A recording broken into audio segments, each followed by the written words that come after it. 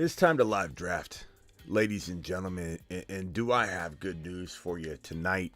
The Superflex Chihuahua draft is out. I've been drafting throughout the day. I admit I've got at least 4 under my belt already, but we will be drafting in Chihuahua Superflex Underdog Fantasy promo code Smitty.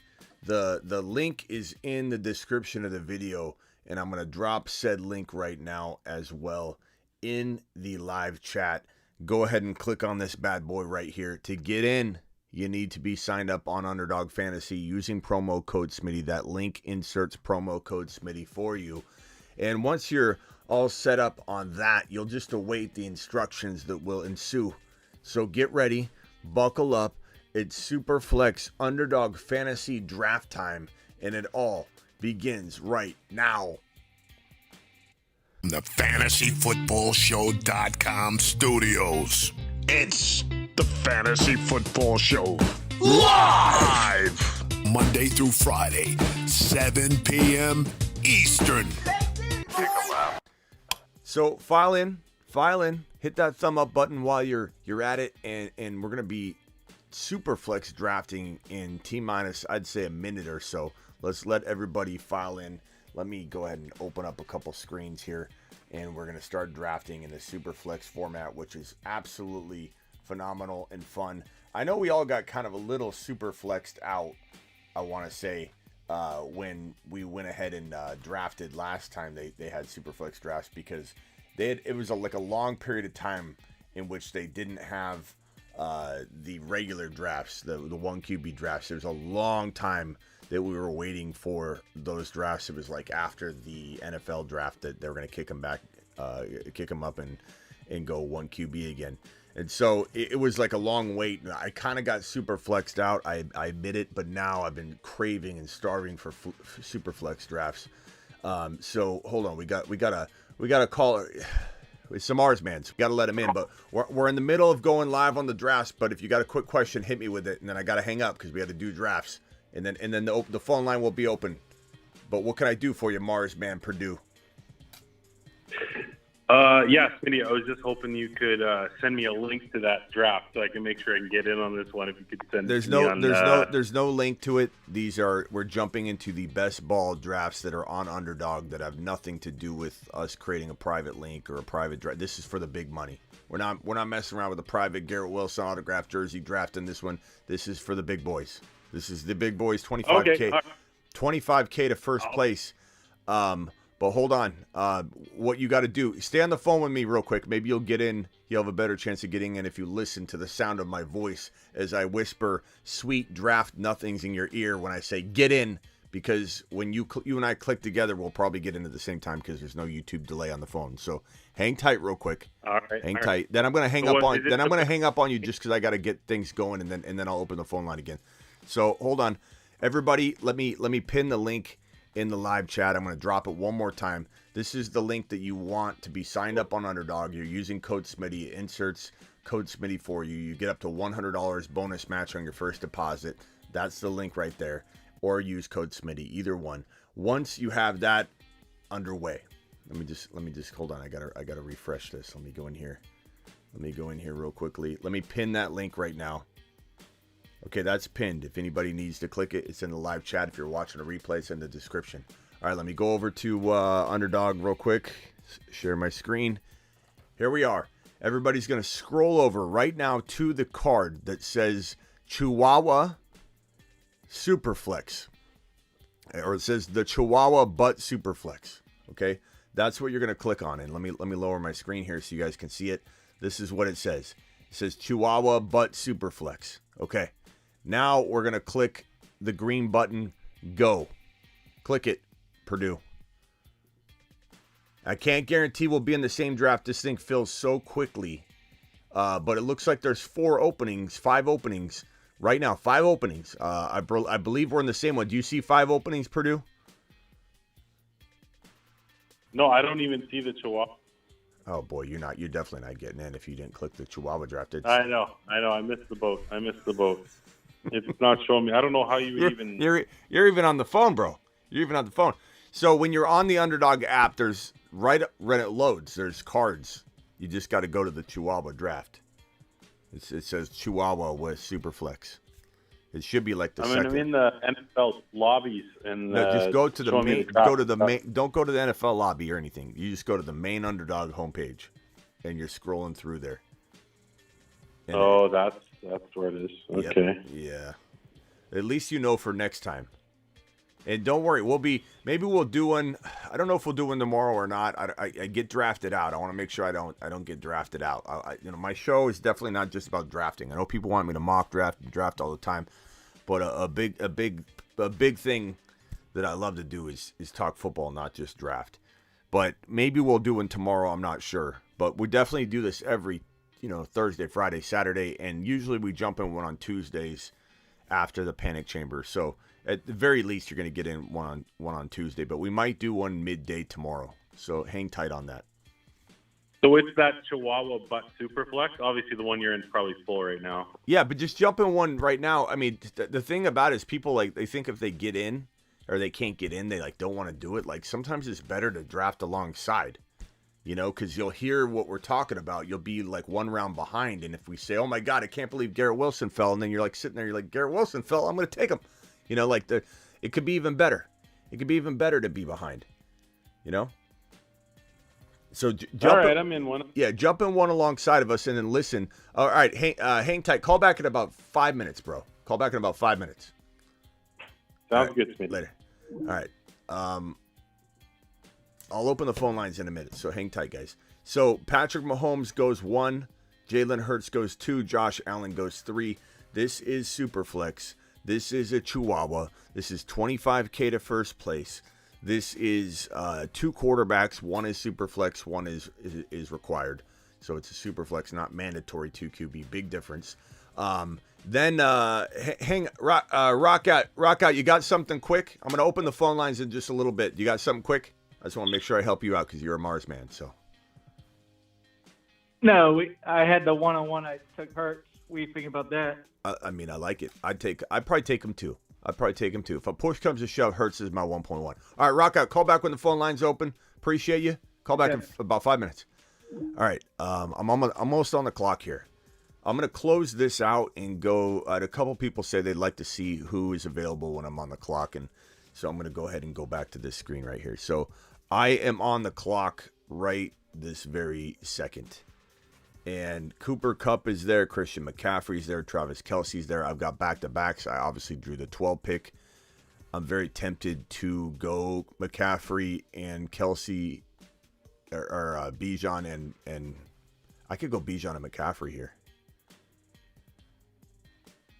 That's kind of nuts. I'm going to go McCaffrey. And I'm going to go McCaffrey and Bijan. Feels a little crazy, but I'm not forcing quarterback here. I'm not doing it. We'll see if it backfires. I mean, it definitely could. It's definitely not for everybody. A lot of people do love to go quarterback no matter what. But I'm gonna go double RB and try it. I don't mind trying it like that. That's crazy. I mean, those are two. I could have the two. If McCaffrey stays healthy, the two highest scoring non-quarterbacks in fantasy football. And let's see what I can do with the QB position later. We'll have to see. What's up, Hazelnut? What's up, James Young? What's going on, AJ? What's going on, Kyle? What's up, Hazelnut? Appreciate you. All right, let's see what happens. That's it. I don't think I've ever drafted a Bijan and Christian McCaffrey team before. So, I know it has to be super flex for that to happen, but kind of weird. Weird feeling. Weird feeling to have what I consider to be the two most likely players to be, touchdown leaders that are non-quarterbacks. Could be interesting. Could be quite interesting, I might say. Better hope for Cousins. I don't want Cousins. Wow, Deshaun Watson and T. Law. Yeah, that's not bad. We'll see what happens here.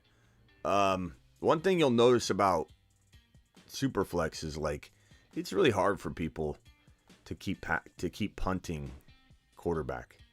I mean, to keep punting other positions. Like, you get a quarterback, even when you get one, it's really hard. It's really hard to punt those other positions because you want Garrett Wilson. You want guys like that, CeeDee Lamb. You want Cooper Kupp. It's really hard. We'll see what happens. Is the throne happening? Yeah, the fantasy football throne will happen. We're doing it later. We're doing it in August this year. Ron Navy dropping the Pickett and Cousins emojis like a madman. Like a madman.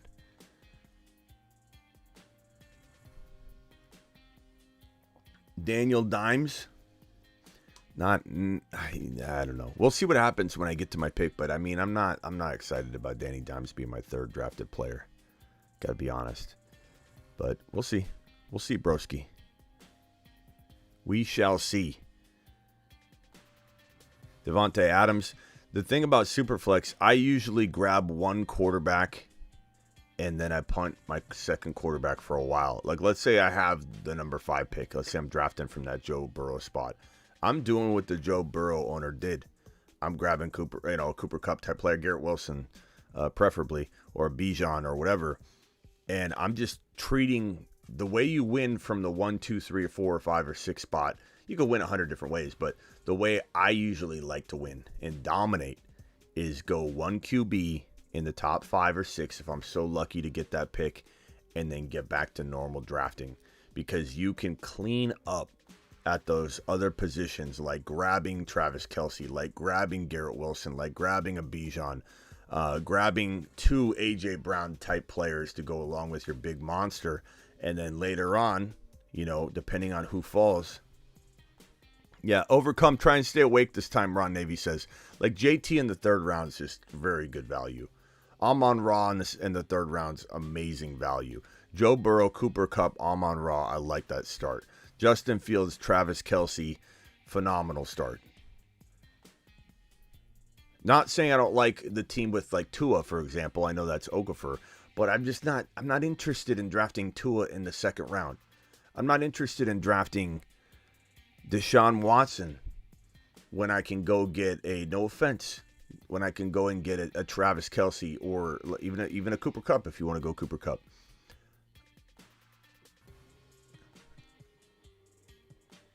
Kirk Cousins. There's Kirk Cousins, Ron. Kirk Cousins getting sniped from me. Don't let the failed CIA distract you from the fact that Sam Howell is a top 15 QB. Thank you. What that. Appreciate you. Ron Navy dropping a super chat earlier saying try and stay awake, Overcome. Overcome fell asleep during our draft and slowed it to a crawl when we were in the middle of a draft last night. Overcome dropping the ball. Dropping the ball last night.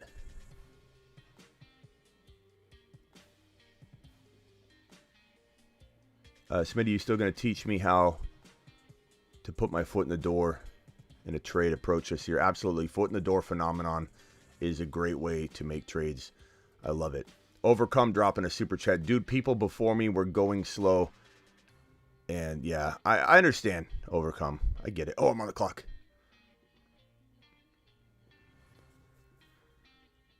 Okay, so Aaron Rodgers is a slam dunk here.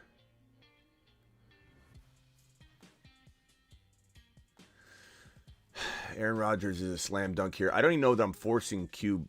Let me go to wide receiver. I'm going Chris Olave. Boom. I'm not forcing double QB. Same approach as above that I just explained.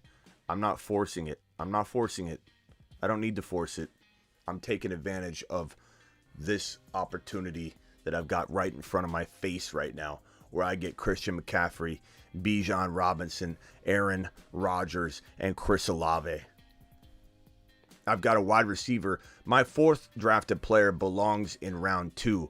My 2nd drafted player belongs in round 1 in the top 4. In a regular format. And so to get Aaron Rodgers, I love it. I love it.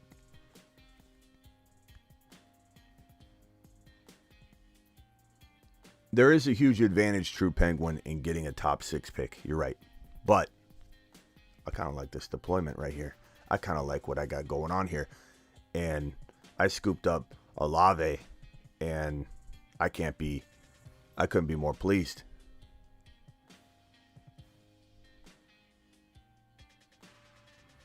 Yeah, buddies.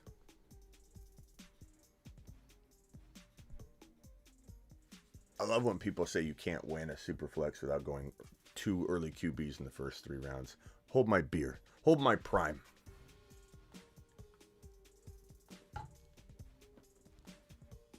Hold my prime.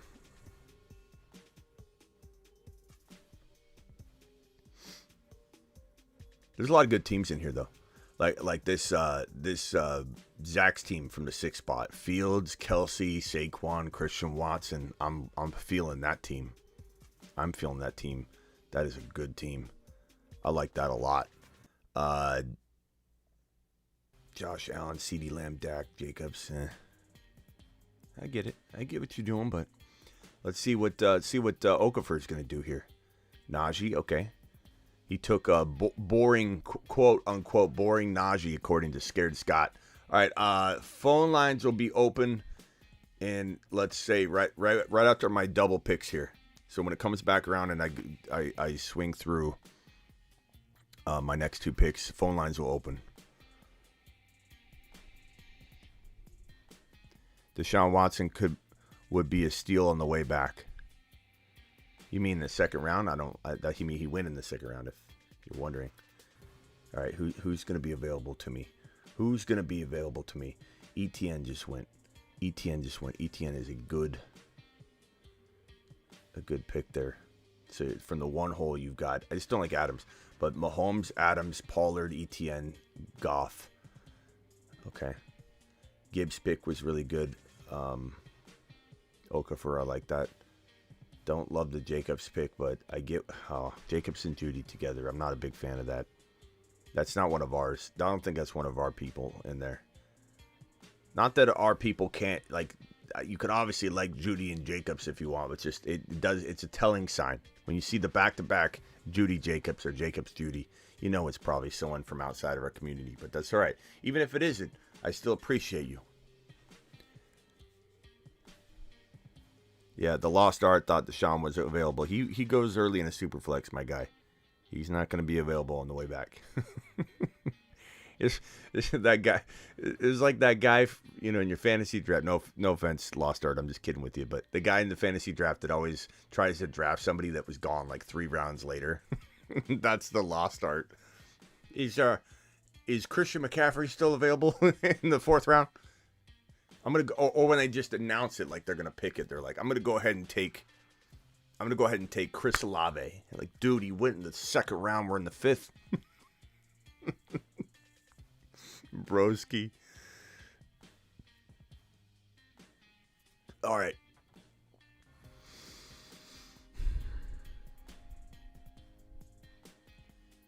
What pick are we at? Okay, Socrates is on the clock here.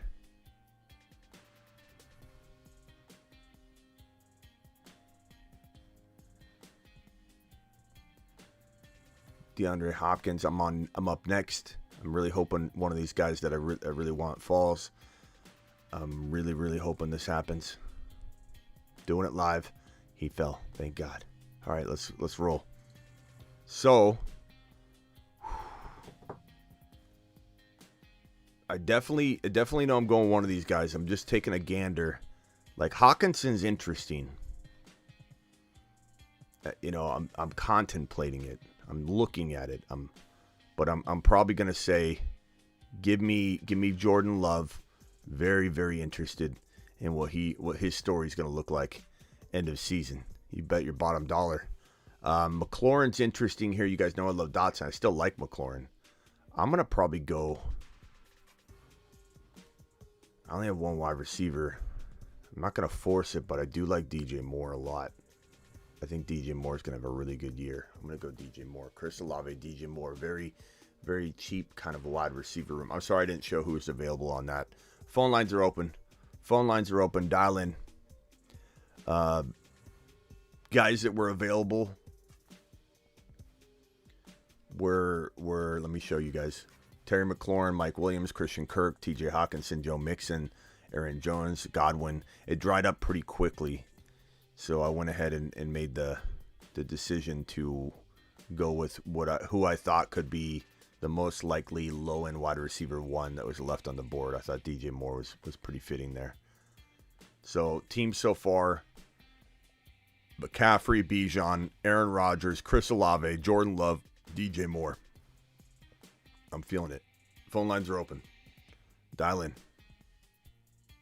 All right, rock out. Marsman Rock Out is live. Marsman Ron Navy is also live. Rock Out, what is going on, my guy? And what are you doing there, Rock Out? Can I give you a rundown? Sure, go ahead. I got Hurt, Love at quarterback, Barkley, Pollard, in London. Hurts, Love, Barkley, Pollard, London. I like it. That totally sucks, dude. That team's trash. Just kidding, Rock Out. What's your team looking like, Ron? Like trash. Yeah. Let's hear this piece of garbage. Garbage. No, my team really does look like trash. What are you talking about? All right, hit me with it. I have Trevor Lawrence, Anthony Richardson, Stevenson, Christian Watson, Christian Kirk, and Jordan Addison. I've heard you draft better teams than that. So I won't say it's trash, but I mean, I'm definitely seeing you draft better than that, but like, it's not bad.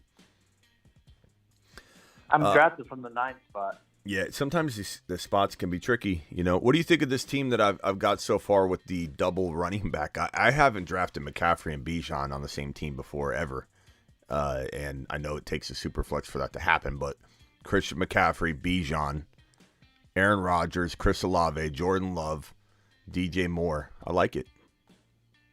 You would have been better off getting Cousins. Drop your Cousins emoji as long as you can, Ron. That's all I'm going to say. It's there for you to use. Take advantage. Uh, I like this team a lot. Rock Out, what do you think of the squad? Hold on one sec. I'm on the clock. Hold on. All right. no, it's a good team, Smitty. It's a good. I like it. Hold on. Aaron Jones, okay. Yeah, the team's pretty good. Yeah, I think it's pretty good. I mean, I could arguably, if CMC stays healthy, the two top running backs in the league, in McCaffrey and Bijan. I think Rodgers can be as good as anyone outside the top 5. Could be. Not saying he will, but he could be. I think Chris Olave's a steal in round 4. That was great. That was almost 5.1 that I got. Or no. I'm sorry. No, it wasn't. That was 4.1, right? That's 4.1. Yeah, I got him at 4.1. It's pretty good for Olave. Then the last two guys I got was Evans and Pacheco.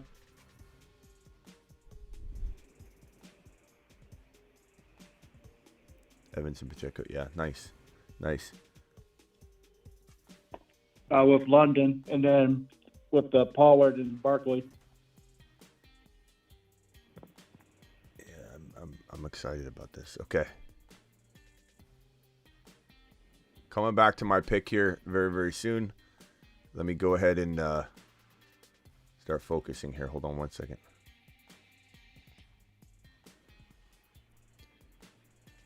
I know everybody wants me to show who's available, so I'm going to try and swing back around and do that. If they let me get who I think I might be able to get, they're over. These quarterbacks are thinned out real badly. I'm glad I got Jordan Love. I am glad I have Jordan Love. Okay, I'm pretty much on the clock here. I'm going to close this window out so you guys can see. No, I'm on the clock. Yep. Okay. So, All All right. I'm gonna go.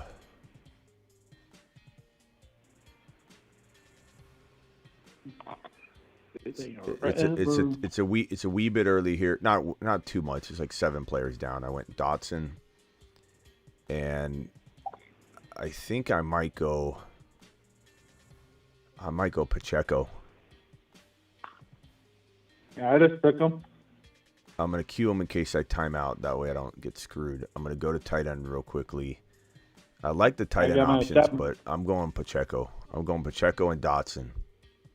So the team so far.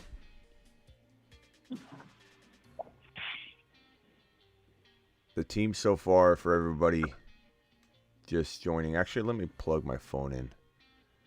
If I can. It's a reach fest in here. Yeah, I bet. What drive you in, I Ross? got the Grim Reacher. You got the Grim Reacher. Grim Reacher ain't gonna let nothing happen. Not on his clock. Not on his watch. And I got Aloha's in here.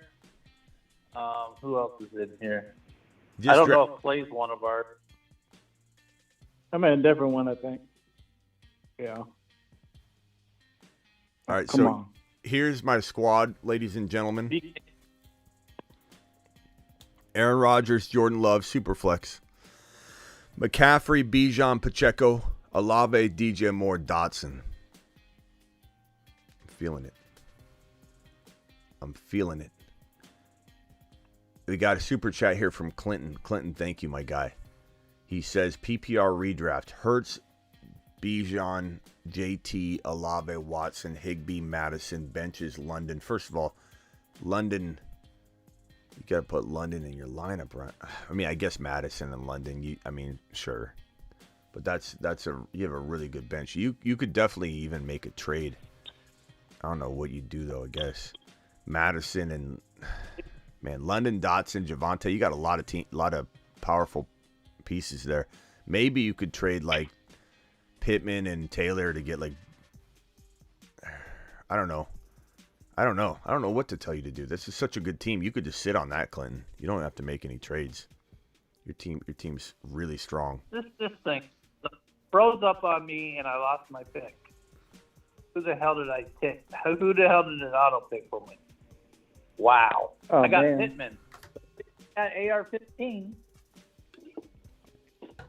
This thing froze up on me. Sorry, Ron. Lateral Nicholas, you're live.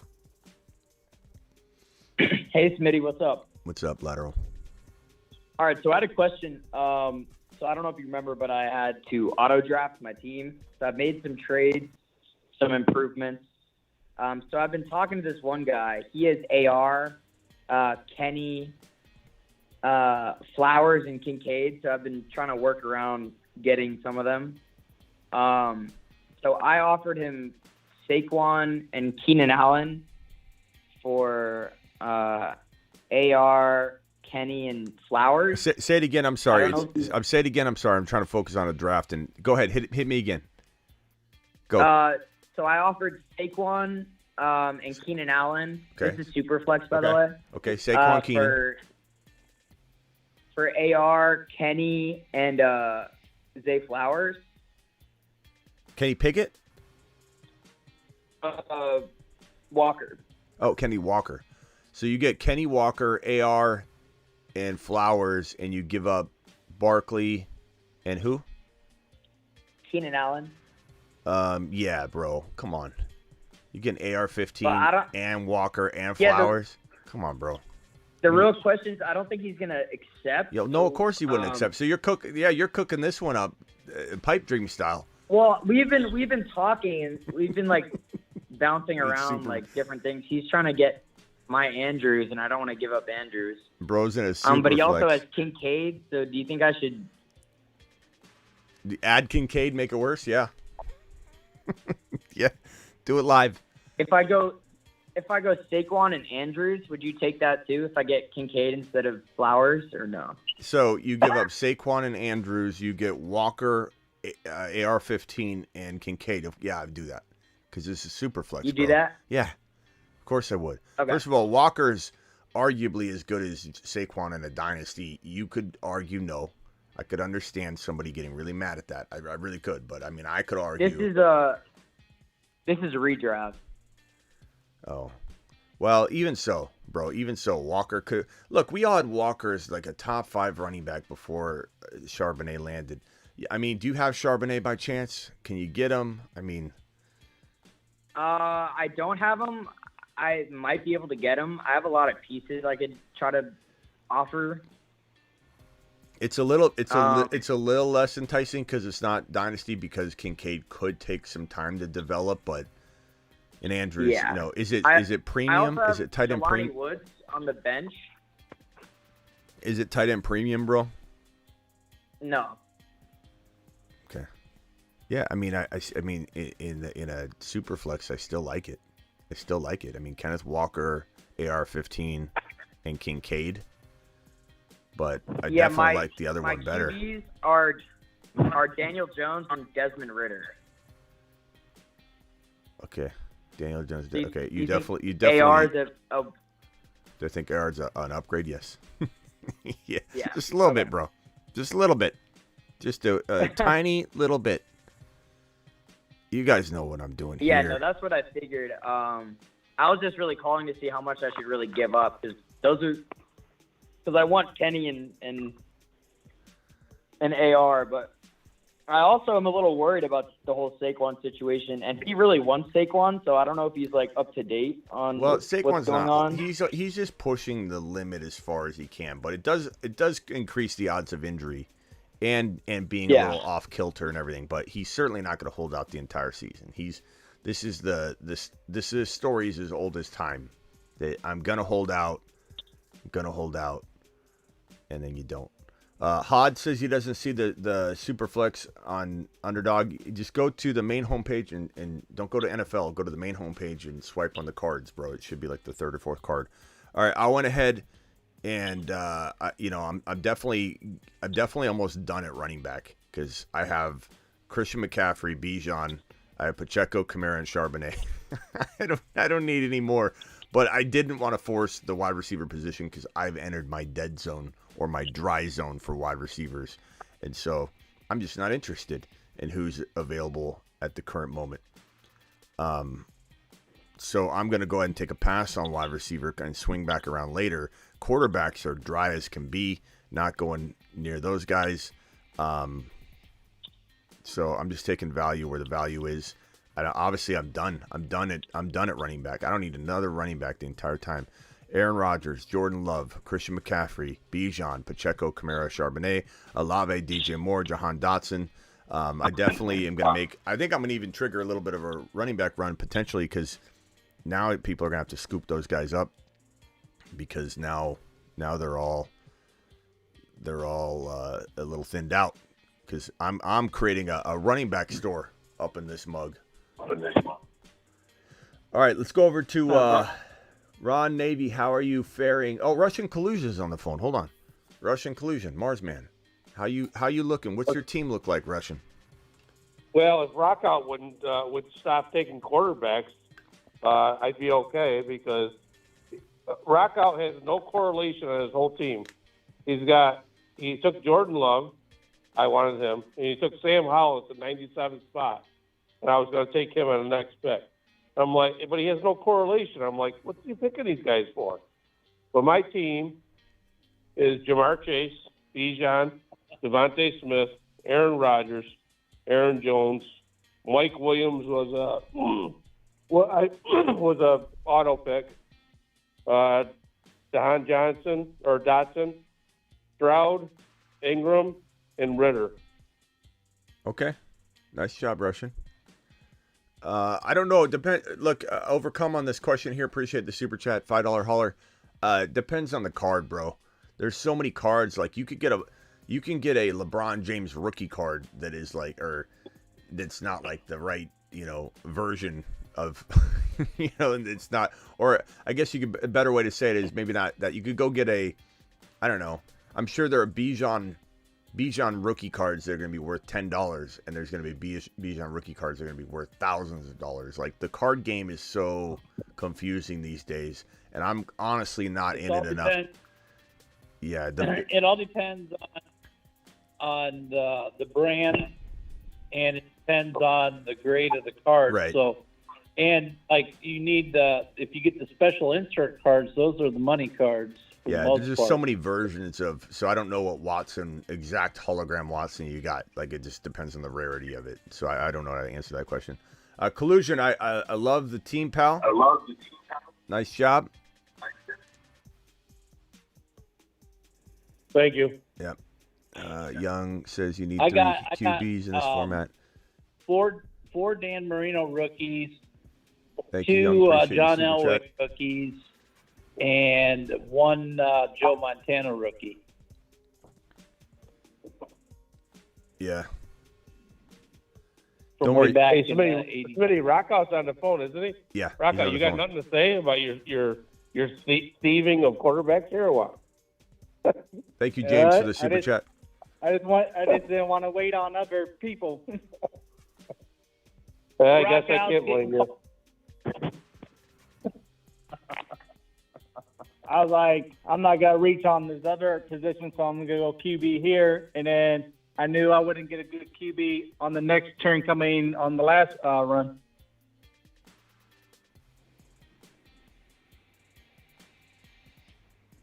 I'm going to go Kincaid here. I don't have a tight end yet. And I'm going to go. What do you guys think about Odell right now? He looks really quick out there. I know he's going to get hurt, but he looks pretty good. He looks smooth. He looks quick. I don't know. Am I buying into the crazy hype? I don't know. He's too old.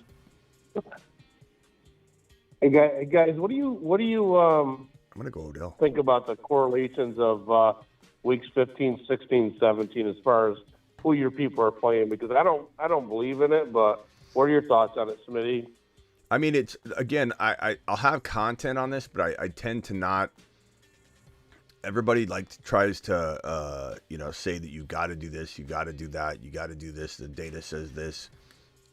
You gotta stack. You gotta have your week 17 lined up perfectly. But the truth of the matter is, you got to get to week 17. I mean, you have to get to week 17. You start planning around week 17.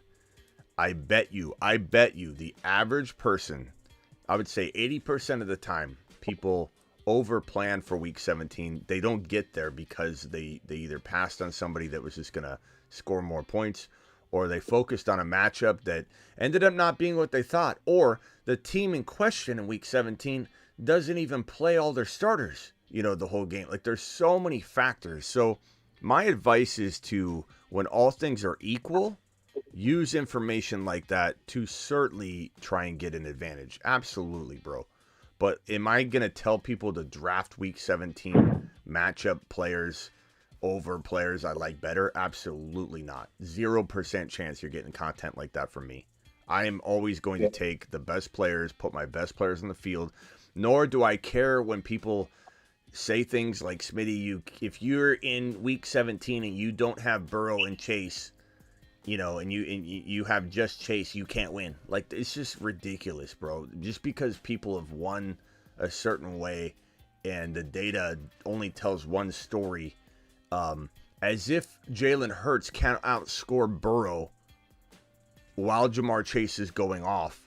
It's madness. It's madness to me to think that you can't have what you can't get. If you draft Hurts and Chase, you're at a disadvantage. You're not. It all. Who's to say Hurts doesn't outscore Burrow every single week? That it's just madness to me. These rules everybody thinks they know with best ball. There's so much going to be revealed, I think, in the coming years about different approaches people didn't really try this year that they're going to try the next year because the data says this, the data says that. A lot of research people do on best ball is on the winners. They look and they say, who is the winning team? This team had this. Well, they had a good year. They drafted a lot of good supporting cast players to go along with their stack. They did a good job. There's nothing wrong with drafting stacked players. It's certainly advantageous in a great offense, but to not draft Jalen Hurts with Jamar, we had somebody come in here, I forget who it was, but like it was months ago when we were doing these drafts, and said, Smitty, you can't win now that you took Jalen Hurts instead of Burrow with Jamar Chase. Like, get out of here. Get out of here with that analysis. It's ridiculous. It's absolutely ridiculous. Not to mention, I mean, Ron's perfect proof of if he didn't have all of his Bengals, maybe Ron would have won some big cash money, and they canceled the game, and it ended up screwing him. Right. You know, it could go both ways. I mean, it's definitely not something that. But but the bet was right. The bet on the players was right. Yeah. It was. I mean, Buffalo and Cincinnati. It was going to be a big game. Yeah. The bet was right, but it just got canceled, and so I got screwed out of it. So, oh well. And then people with a different stack won. It's like, it sucks. I had the same thing going on in a stack one. Yeah, true. But yeah, I mean, week 17 does matter if all things are equal, but I'm certainly not going to draft for it. I just won't. That's not my. There's other part to that too. You're betting on the matchups of whether it's going to be a high scoring game or not. It's just like, is Cincinnati and Kansas City, does it have the possibility of being a high scoring game? Yes, it does. Philly and the Cardinals, will it be a high scoring game? Well, it'll be over like in a quarter or a half. The first half, the game will be over because Cardinals won't be able to stop. Yeah, there's a lot of factors for sure. There's a lot of factors, and when all things are equal, again, I don't mind that thinking at all whatsoever. But I do think people look at it too much. They look at it way too much, and they're going to end up passing on talent that they're going to regret passing on just for a matchup. Not necessarily. So, Smitty, do you also see in Superflex that people will reach for positions after they get the quarterback? Like, I mean, I don't want to say who I'm going to pick because Rockout's on here with me, but I feel like I got to reach for a guy that I want, but he's like, we're at 149 and he's like, I'll say 190. Do you see people reaching more in the Superflex or no? I think in our community, you're just going to see reaching, period. And you can either draft around it or you can try and be smart with it and come at it from a different angle. Like, I'm starting to very, very much try different approaches that I would never, ever try in our drafts because we're going to see sniping happen left and right. And so maybe I need to draft more teams that have Eckler at 14. If my community is going to push Eckler because I'm not high on Eckler in the first round, push him into round 2, maybe I take Eckler in round 2 in a couple drafts, and that's a great way for me to attempt to diversify. So do I think you should reach? I mean, if you feel like you're building a team, like in this situation, when we're doing the Garrett Wilson drafts, my advice, since there's not huge money on the line, it's a Garrett Wilson autograph jersey, is $20 for the winner of each of the individual 12-team leagues. Like, I would draft around reaching. In a scenario like this where you think you have a potential $25,000 winner because the winner, first place, gets $25K, and you're looking at your team, you're going, God, this guy's going to help me win that. Then reach a little bit. It's fine. Should you reach 4 rounds? No. But can you reach, like, because you think he won't come back to you? Why not? And the further you get into your, your draft, the more it doesn't matter. You start getting into the double-digit rounds. What's reaching anyway? Who cares? Grab your guy. Who gives a crap? Right. Like, let's say you love Roshan Johnson, and you take him in round 13, a whole 20 picks ahead of where he was going, but you had to go all the way there and back. Do it. You're talking about 13, 14 round territory. Who cares? But just don't make a habit of it and be so impatient you're not letting guys fall to you because you're impatient about it when you could really be cleaning up by letting guys fall.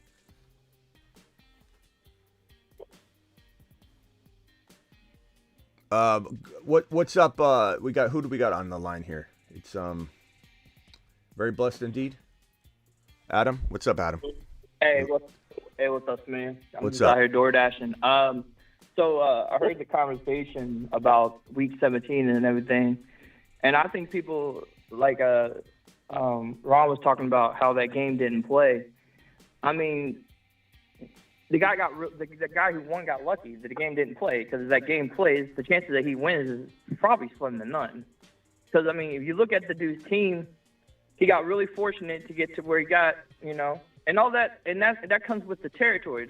So all you can do is just try to draft the best lineup you can based on your research, what you think is going to happen, so on. Just put your best foot forward, and you know, sometimes stuff just happens. Like the people who stacked that Cincy and Buffalo game, they all got, you know, they got the shaft, and you know that shit can, you know, that can happen sometimes. But at the end of the day, all you can do is just put your best lineup out there, because no matter what we think we know, we don't know what we know. You know what I mean? All we can do is just and there's not a lot of there's very few years of data around, and just because someone won with a stack, you know, doesn't mean that they didn't draft the best on, you know, outside of that stack. And also it's a big difference to say, hey, I'm going to draft a stack and bank on Burrow and Chase going off together, but you could still technically win a game or advance around. You shouldn't be necessarily, or it's a close call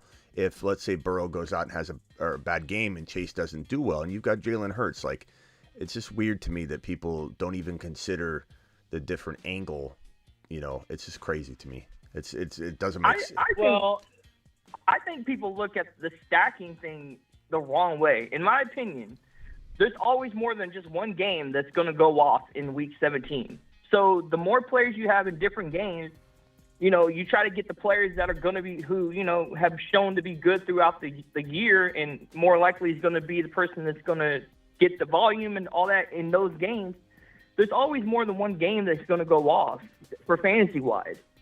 And the funny thing is, people always think that it's the highest scoring game for fantasy. That's not even true. A lot of times it could be a lower scoring game, but it's a very, like, condensed offenses. Like, you know, if you have, like, say, in the last few years, you know, you got the Browns. You know, Chubb and Cooper, that's really, in the Njoku, whatever, that's really their offense. So you kind of know, all right, those are where those are going to play. And then, I mean, last year it really was just Hall and Wilson for most part. So teams with condensed offenses, they can get less points, but if all the points are going to those one players, you're getting all the points that you need to be able to win. I hear you. I took Mike White here in the 16th round. Feel pretty decent about that being one of my sneaky third quarterbacks. Quarterbacks went quick in this one. I'm not going to force my third quarterback, and I'm going to draft a guy I think could get some starts. I think Mike White, unfortunately, I'm not rooting for it. I hope I'm wrong. But, I think we all can guess that Tua is going to have a tough time playing even half a season. So I'm going to put Mike White there on my bench, and if I ever need another quarterback, or if he outscores for whatever reason Jordan Love or Aaron Rodgers, so be it. This is my team right here on the right side, the 12 team. Christian McCaffrey, Bijan. This is super flex, clearly by the quarterbacks that went off the board early. They all went really early, so obviously I'm not partaking in the early quarterback. I'm taking a different approach, and I think it worked out really, really well. Christian McCaffrey, Bijan, Aaron Rodgers, Chris Olave, Jordan Love, DJ Moore, Jahan Dotson, Isaiah Pacheco, Alvin Kamara, Zach Charbonnet, Dalton Kincaid, Odell Beckham Jr., Cole Kmet, Jaden Reed, Jalen Hyatt, and Mike White so far is my squad. Don't sleep on Trask, says Landon. I think he's sleeping himself, bro. I think he's sleeping on the field. I don't think anybody's sleeping on him but himself. Trask and Baker look about as bad as two quarterbacks can look. I don't even know what they're going to do there in Tampa. I'm not touched. I mean, I'll take Mike Evans. I have been taking him. If he falls to an extreme value, I just feel like that catch radius of his ability to get a jump ball, his track record of 1,000-yard seasons, like his value is pretty decent, but I still don't love his odds of keeping that 1,000-yard season stretch going. But I definitely don't mind his value. It's kind of baked in, but I'm not touching Tampa Bay players other than Mike Evans. I'm just not going near him.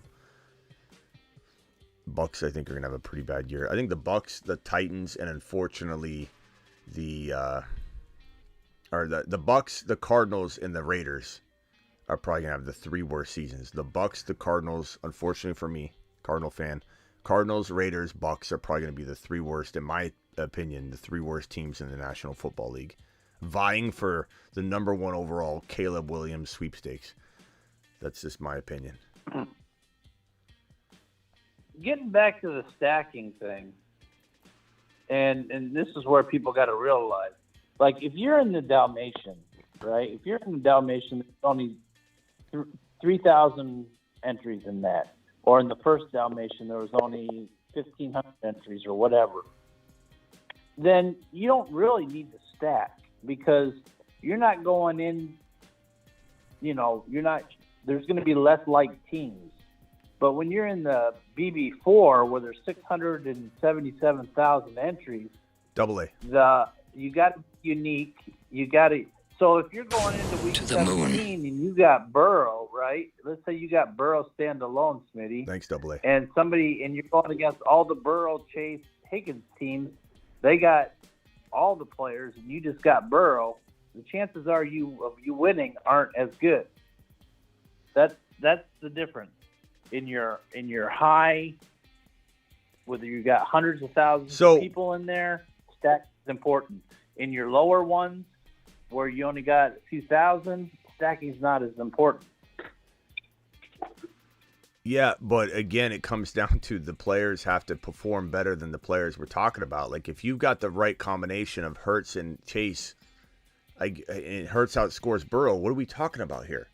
Like, that's the part that irks me. Vampy, appreciate you. Vampy, you're live. How we doing? How's your leg doing? We doing better today? Yeah, my knee's okay. I just got back from a rooftop bar. We're over here chilling. Rooftop bar, nice. Be careful there, Vampy. Don't pop that out again. No. Don't get close. Is Ron on? Yeah, Ron's on. I'm here. Yeah, no, we took an elevator up. Okay. I can only be here for a few seconds. Our Uber's going to be here, but I wanted to call in and say what's up. Appreciate you, man. We can tell you've been kicking back a few.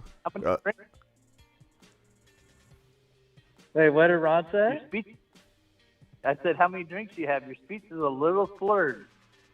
You must have had some good fun. Ron, I'm about 3 or 4 espresso martinis deep. So nice. I'm on my Ron Navy level. Ron Navy, though. Hey, I took real quickly. I took Bailey Zappi. I think Bailey Zappi's starting half a season minimum, but I could be wrong on that. Yeah, what's everybody thinking about Mac Jones, Bailey Zappi? What's going on there? What's everybody feeling? I'm not touching New England at all. Well, we're talking about super flex stabs in the dark. Oh, okay. Yeah. Like total total stab in the dark. Aloha, what are you doing taking Hendon Hooker? Aloha just took Hendon. He's not even going to play this year. He took Hooker? He wants a QB. Yeah, he took. Huh? He wants a QB stab. He's not going to do him no good. He's not even going to play. Just to go back to that. Yeah, Russian, hit me with your Zappy. Hit me with your Zappy Mac Jones take. I think Zappy will probably be playing after week 5 or 6. I think. Yeah. I don't think they're going to leave. I was gonna take the New England quarterback, but I said no. It's not worth it. I think Zappy starts half a season. I think if here, let's get hey real quickly, let's get Vampy give Vampy a final question, then we'll have him jump off just because we got a lot of background noise there, Vampy. Vamp, any final thoughts before you hop off here? I appreciate you calling in. Yeah. I just hopped in to say what's up. But one question, I guess, is that I've been grabbing Brock Purdy in best ball. If my bye week is later than like 8 or 9. Yeah. I mean, any thoughts there? Like, I don't mind Brock Purdy in a super flex draft. I'm certainly not excited about him in a 1 QB draft because I'd rather have a more secure situation for my backup quarterback. I like Jordan Love as my backup quarterback. I like Aaron Rodgers as my backup quarterback. In a super flex, I could definitely get on board the Purdy train, but I don't know. I just think it's such a mess there. I feel like injuries just gonna be hard to avoid in San Francisco at that position. I don't know if they're rushing him back. I don't know if he's gonna have any sort of setbacks. There's only been one quarterback in the history of the NFL that's had his exact surgery, and he didn't go on to play like starter, constantly throwing the football type of work. It was his former teammate. What was his name? Quarterback for the Niners. Was it Nick Mullins? I forget who it was. But there haven't been any quarterbacks that have gone through this surgery, so we don't know what to expect. So I'm just kind of staying away. But in Superflex, I could get behind it, I suppose. But that's about it, bro. Yeah, I feel that. Well, hey, I just want to call in and say what's up. All right, Vampy, appreciate Love to talk to you guys. Have a great night, Ron Hey, Navy. Love you, dog. Yeah. Yeah. What's up? I'm glad you're taking an You're gonna Uber take and care. being safe. Later, Vamp. Safe. Of course. Take care, Vamp. Later, Vamp. Later, man. We had a lot of background noise. I didn't mean to rush him off, but okay. So, Damn.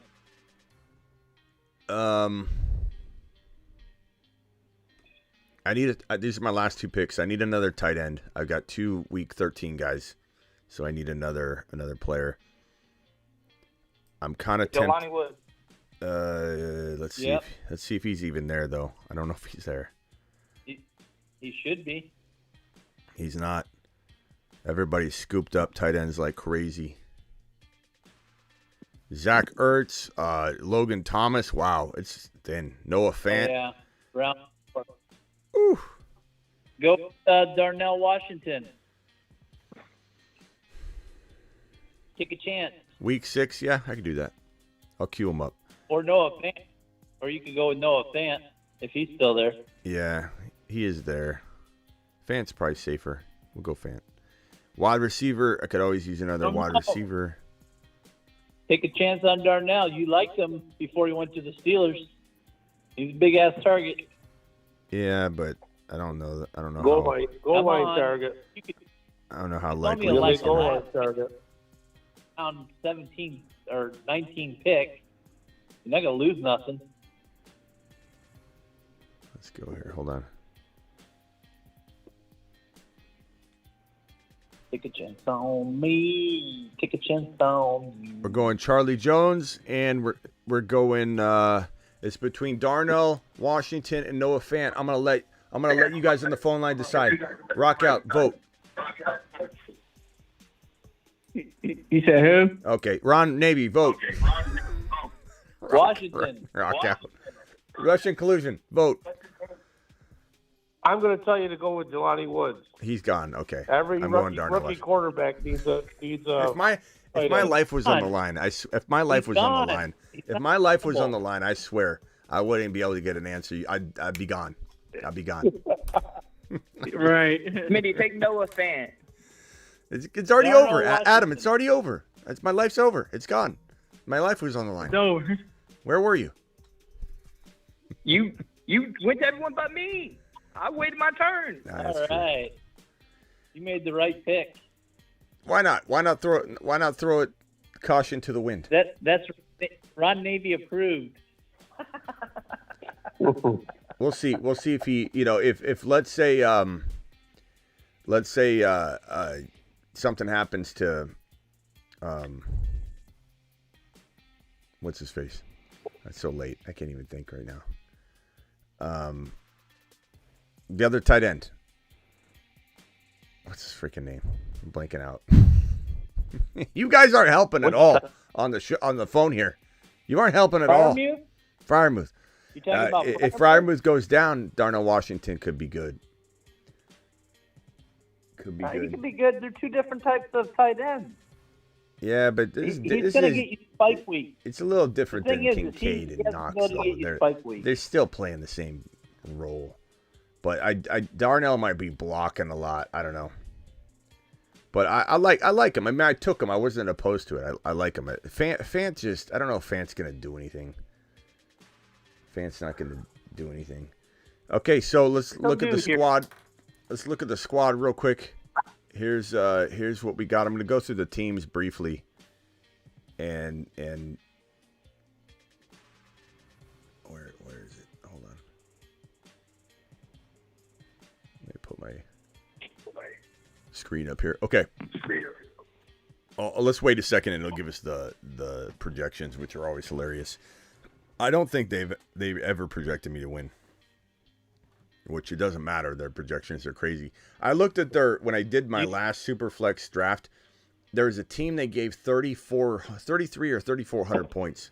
Like, look at nobody. Yeah, there, the 3,300 point team right there. Whenever I click on that team, I look at it. It's crazy. It's crazy what they're even calculating. Let's just take a look. Maybe this will be a good one. It's got 4 quarterbacks, right? It's got 4 quarterbacks on it. I bet. Yeah, but Tannehill. I mean, that's why. Eckler, Brees, Walker. I do like those RBs. J.J. McLaurin, Mike Evans. This is a good team, though. I like this team. But Cousins, Pickett, Young. Oh, that's Ron's favorite team right now. Cousins, Pickett. I wouldn't. I don't see how that quarterback room is going to be as good as some of the other ones. So I don't know if that's. I just left it. Hold on. Completed. You just don't believe. That's all. Yeah, I guess I don't, Ron. Let's see here. Chihuahua. There we go. My squad. That was number 6.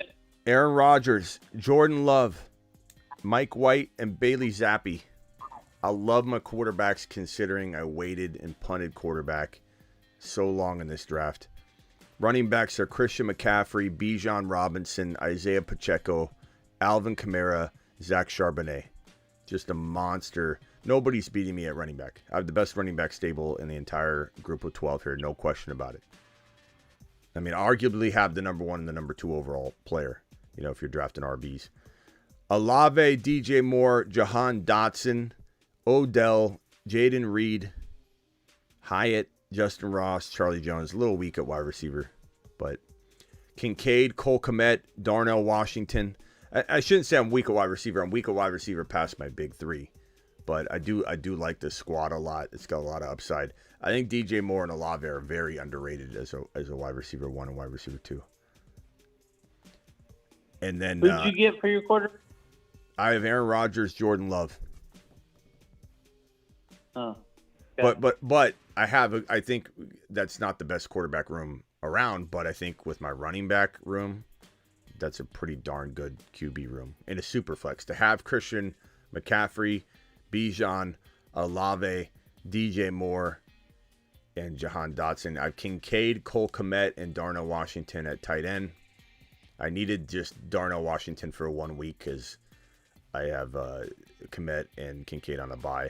So it's only 1 week that I'm using him anyway. Maybe he'll grab a score. What was your projected points? They have me at 27-36. So. Ooh, they got you low. Yeah, they don't like me.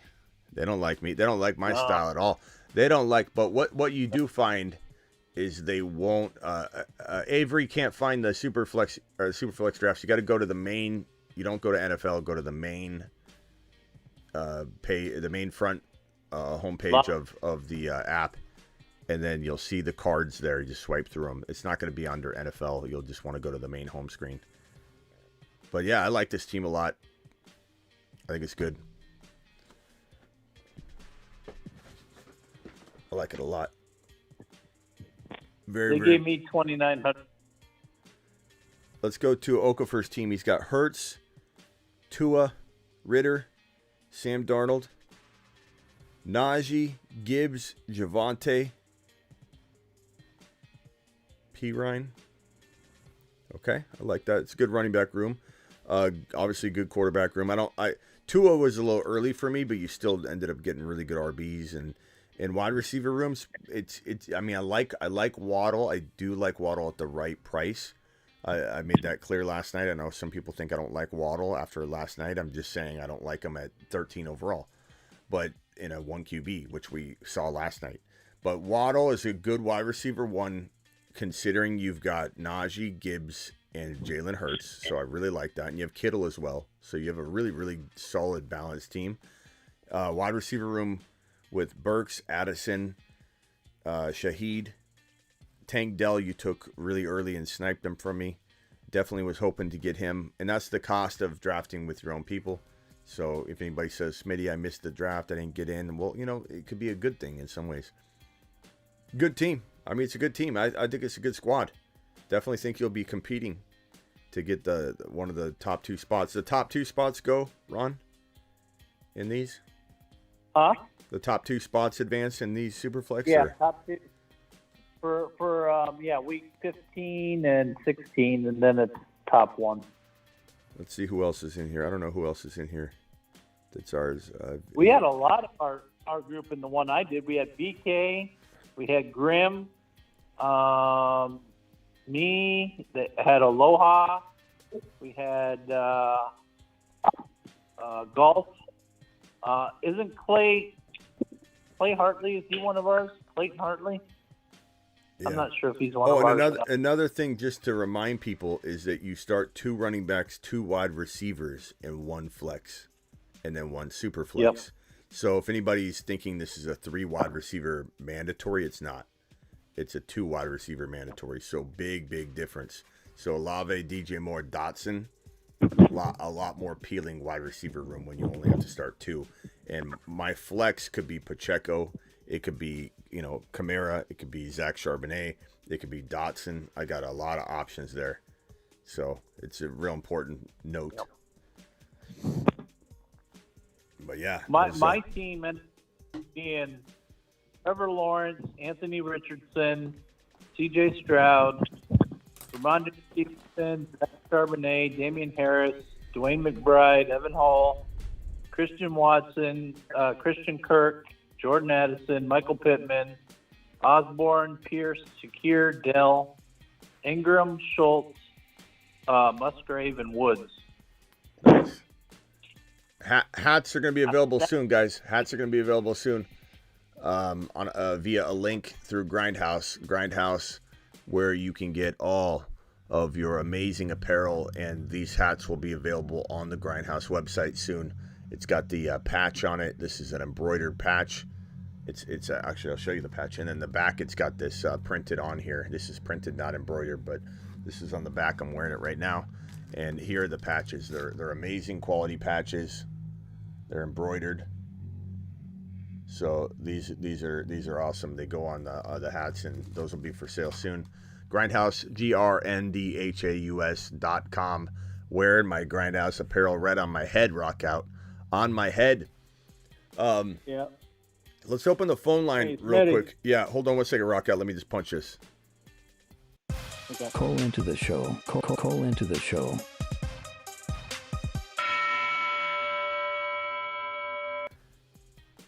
Dial into the show if anybody wants to ask a question, talk about Superflex, talk about the drafts you just saw, whatever you want. Dial into the show. Phone line's on the screen here. What's up, rock out? Can I give you the rundown of my team? Mm-hmm. I kind of fumbled it in the middle, but this is my team: Hurt, Love, Howell, Mike White at quarterback, Hurts, and Love, Howell. Running back: Barkley, Pollard, Pacheco, Kamara, McBride, Deuce Vaughn.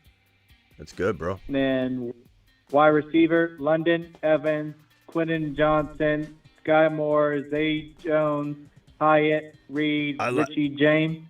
I like it. Alert. Super chat alert. Hold on one second, rock out.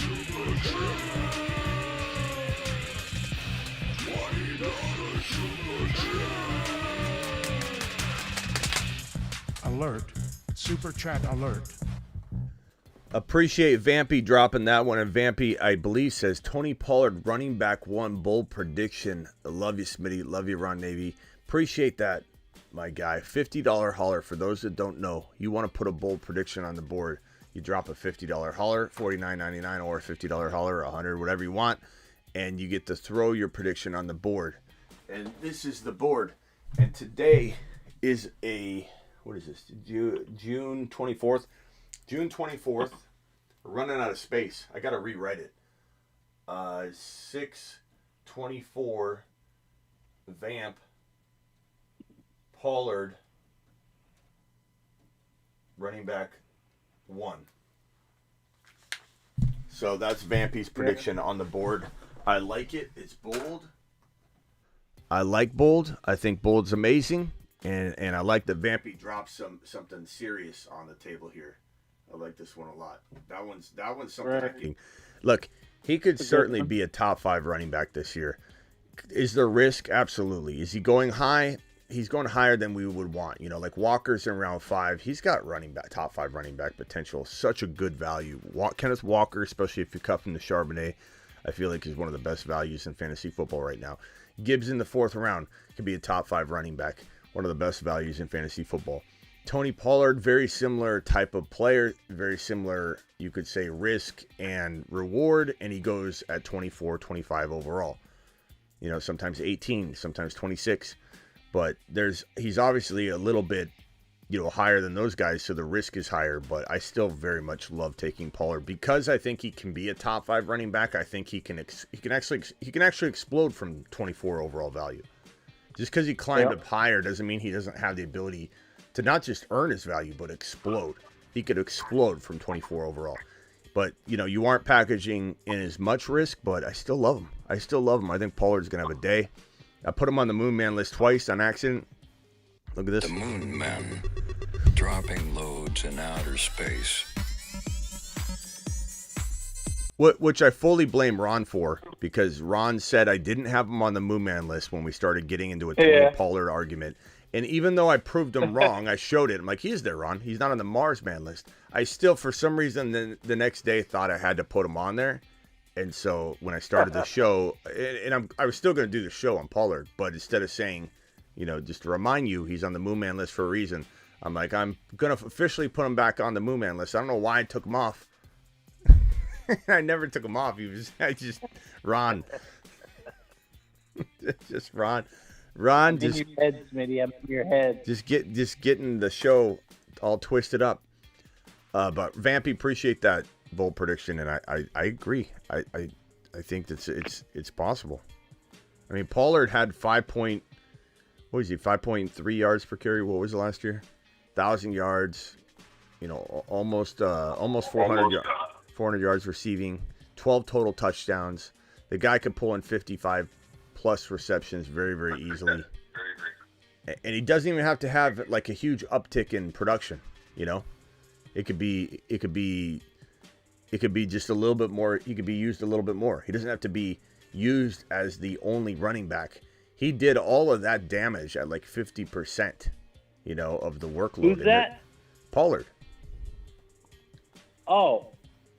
Yeah, but he didn't do better than Swift. Swift was the second most player, right?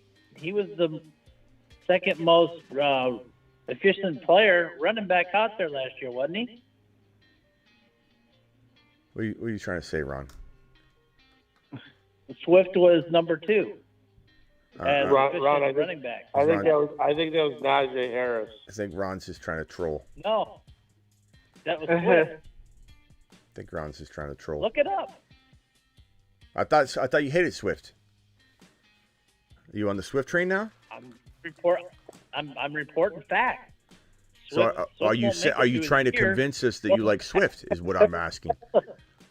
No, I'm not saying I like Swift. Did I draft? But that's the fact. He was the second most efficient running back last year. I've tried to tell you how good Swift is. You don't listen to me though. You don't listen to me.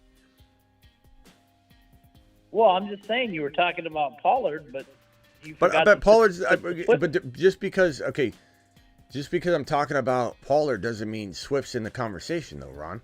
I'm saying this He is guy now. at 50% of the workload essentially delivered 1,000-yard season on the ground, 12 total touchdowns, about 40 receptions for a little bit under 400 yards.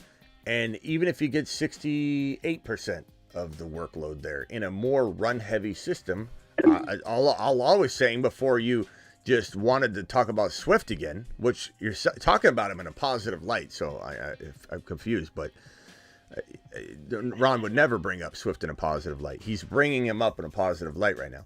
But I think my point is that Tony Pollard, to do this, it's not crazy. To be number one overall for all our RBs in 2023, it's not crazy. It's not crazy. Do you draft for it? No. No. But I love me some Tony Pollard 2023. Love it. 24-25, I'm fine with it. If I gotta pay that, I'll pay it. You pay what you get what you pay for. Just like Swift, you get what you pay for, at least. Yeah. Ron's got to share. Ron accidentally drafted him in a draft, and so Ron's gonna reap the rewards in one league at least. It was a timeout. I got timed out. Just like doesn't it ever happen to you where the app freezes and you get timed out because the app freezes on you? You ever have the app freeze on you? Yeah, I mean it has. It sometimes has to do with your phone. You just gotta restart your phone once in a while. No, Russian. I didn't slam Tony Pollard. You had before. You did the other night. You didn't. No, I said I'm not drafting him at his ADP in the second round. I like Pollard, but I'm not drafting. Right, but Ron, you did come in strong when you said you're not going to take him over Breece Hall, and I said I'll rotate taking him in Hall. I feel like they're very, very, very exciting players that you want one in one league, you want one in the other, and you flipped out. I think that's what everybody's saying. There's a little bit of Tony Pollard slander there to flip out over taking him over Breece Hall. I don't think I didn't flip. A little bit. I'm just animated. Yeah, that's true. That's true. Pollard's gonna ball. We got another $10 hauler here from Kobe. Kobe, thank you for the $10 hauler. All $10 to the moon haulers get sent to the moon. You're going to the moon, my man.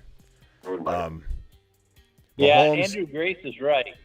He said it was more fun getting Pollard in the round 7 last year. I agree with that. I love that's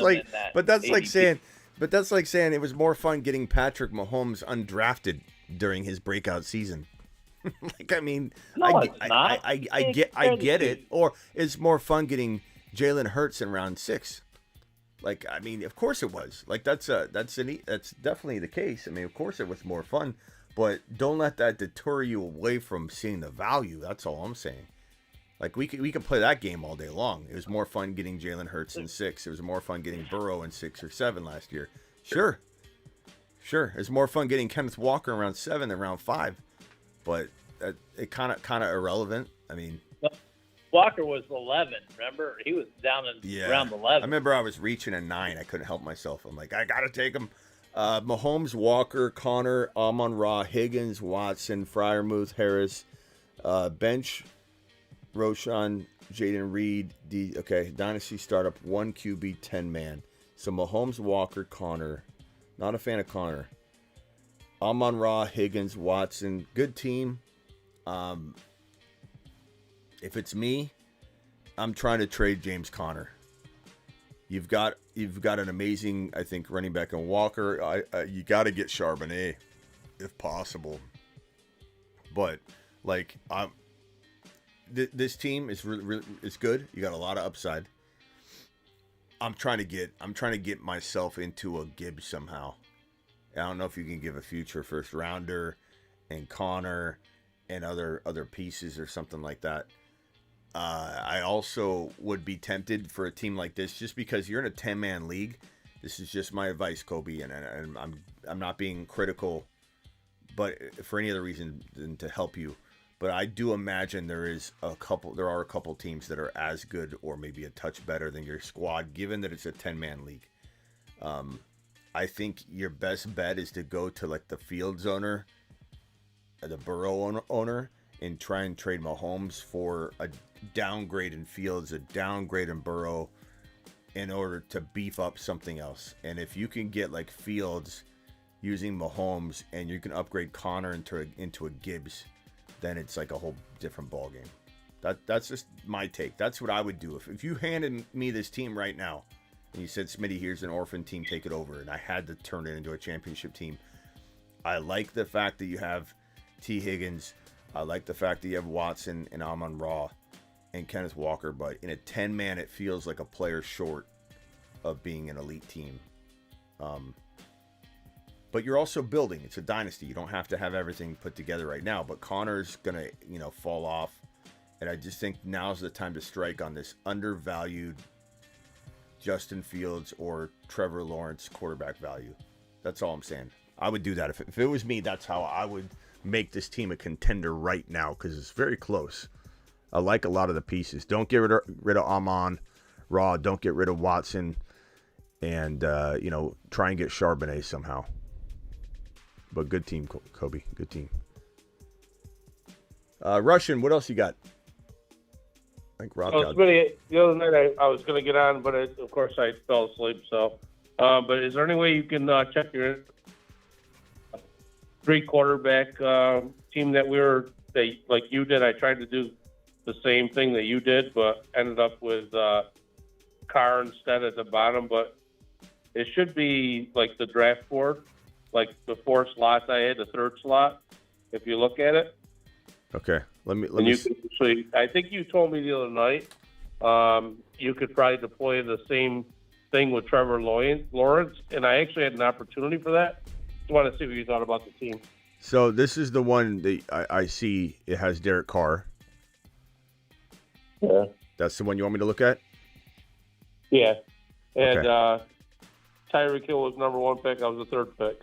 Yeah, so Tyreek Hill, T. Higgins, Zay Jones. Your tight ends are Goddard, Freiermuth, and Taysom Hill. That's a really good tight end room. So great job. Tyreek Hill, T. Higgins, Zay Jones, really good.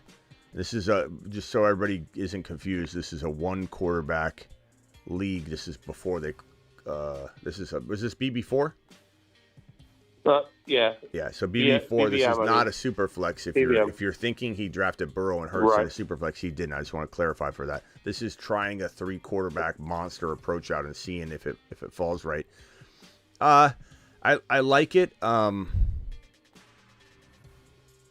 don't love. I mean, I like the running backs. I don't love the running backs, but I like the running backs. I'm not huge on Aaron Jones. I always tend to draft him and just be like, I don't know. I like him, but I don't love him. Swift and Kamara are great, for like that 3rd running back spot. It's not bad. I don't know that it's tough to say. The rotational quarterback scoring advantage you have here in a 1-quarterback, again, to remind everybody, is awesome, but it has to fall perfectly. Like, don't force it. And make sure you do something like that only if it falls the right way. Because it took a while. Like I told you guys before I did it, I didn't even plan on doing it on that live stream. I got to the point where Fields was still there, and I was like, guys, I don't like anybody else on the board. Should I do it? And I did it, but I didn't try and do it. I think if you try and do it, you're gonna end up with a slightly lighter team. And then you look at it and you're like, I could have got Kenneth Walker or something, instead of the extra quarterback or whatever. So it just kind of depends. Would I rather have Gibbs? Yeah, of course I'd rather have Gibbs than have the double quarterback thing going on. So just I just had to try it. Yeah, it's fun. I mean, do it, but only do it when it's like screaming at you. And you've got 2 quarterbacks like this in a 1 QB. The rotational quarterback scoring is advantageous. And you're sitting there and Fields is there. And a bunch of wide receivers and running backs you don't like. And you're like, I'm gonna do it. I'm gonna take Fields. Fields is more advantageous. I'm gonna do it. Scott says I'm ignoring his call. Go ahead, Scott. I'm sorry, I wasn't looking at it. Yeah, is this Scott? Got 2 quarterbacks. No, this is Walt. Walt calling into the show. Walt? Did you say Pam or this Pan? Pam or Pan? Pam, what? Is this Pam or Pan? You said Pam or Pan? No, Walt. W-A-L-T. All right, what's up, Walt? What can I do for you, pal? Appreciate you. Yeah, no problem, man. I just started. Is this Smitty? This is Smitty. Yeah, hey, man. Nice to meet you, man. Nice I to just meet you, started Walt. watching your show about a week ago, man. I love your content. Atta boy. And just thought I would ask a couple of questions in regards to just some of the rookie running backs this year. I'm in a keeper league this year, by the way. Hey, real quickly, Walt, do you have the show on in the background at all? Yeah, my bad. Yeah, my turn bad. that down if you don't mind. Yeah, It's a yeah. my rookie fault. mistake. Don't worry yeah. about it. Okay, Yeah, go. we just started a keeper league last year. Ended up winning the league, and I just wanted to kind of get some advice on, keeper league, if you had any that you would recommend for me. Okay, hit me with it. Say what now? Yeah, hit me with it. Yeah, so, I'm just wanting to know if you have any advice, for keeper leagues. Ours is a two-man keeper. Unfortunately, we decided to discard the league. Originally, I had Stevenson and Jamar Chase for my keepers. This is why I tell everybody, bro. This is why I tell everybody, don't draft and trade too much for the future.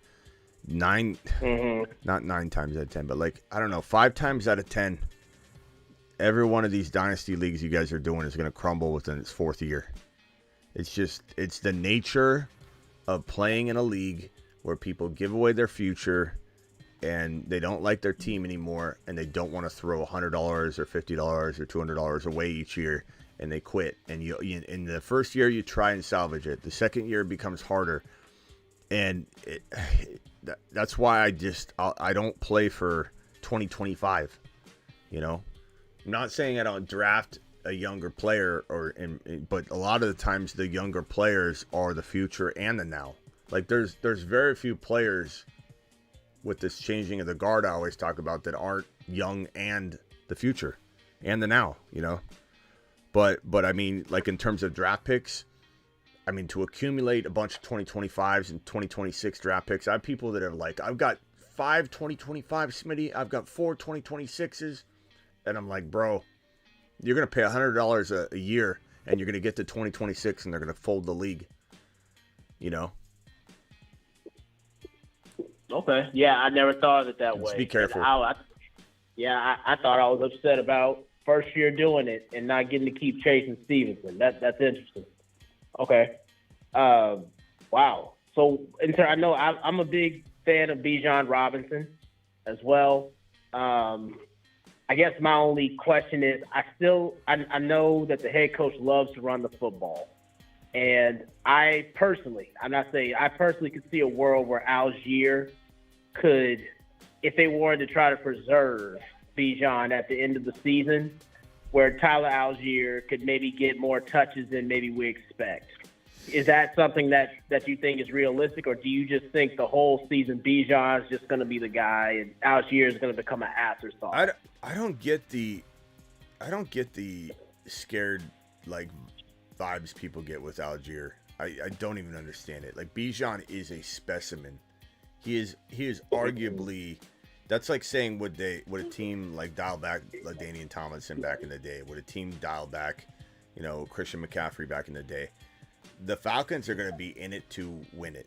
I'm not saying they're going to even make the playoffs. I'm just saying the Falcons, they had a lot of close losses last year. They were within 3 to 7 points in so many of those games. Remember when Double A came on and I think broke down all those games, and they were within 3 and 5 and 7 points. They beat the 49ers.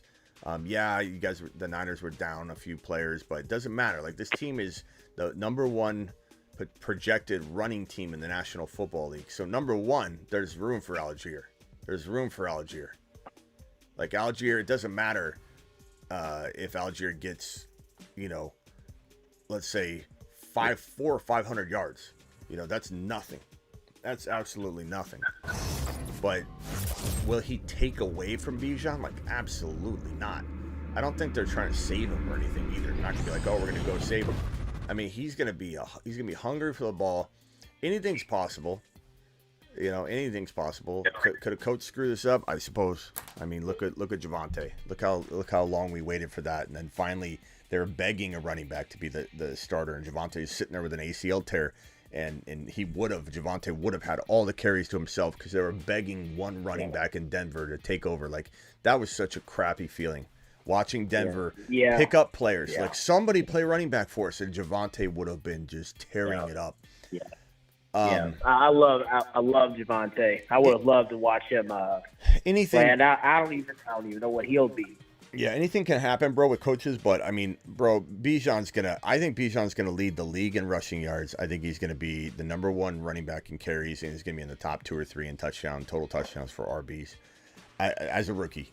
And if anybody's gonna avoid him or target Algier on the off chance that they do something weird with the number one, future running back in the National Football League, that's just weird strategy to me.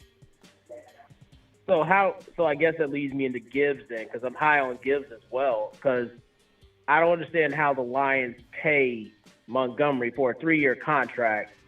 Now, I understand if you're going to draft a running back in the first round, you're going to use it. You don't do that unless you are special. What was he? 12 overall, I believe. I can't recall off the top of my head. Gibbs 12. But, yeah, 12. I mean, I guess I'm curious as to how that's going to work out. They are unrelated, as I always say. Gibbs has nothing to do with Montgomery.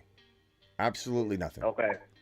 Monty's there to take a certain number of rushing yards away so that Gibbs can be freed up, lining up all over the field, playing wide receiver a majority of one game, getting half of the workload between the tackles the next game. Like, Monty's not going to be able to – he's going to eat so much, none of it matters. If Monty were to go down – they have to bring somebody else in to take on Monty's volume because that's not designed for Jahmyr Gibbs. Like, that's the part that's so funny too, is that these are all, hey, I appreciate your questions because there are probably a lot of people, Walt, that are asking the same thing and they'll want to know. But to me, these are all petrified Peter questions. You know what I mean?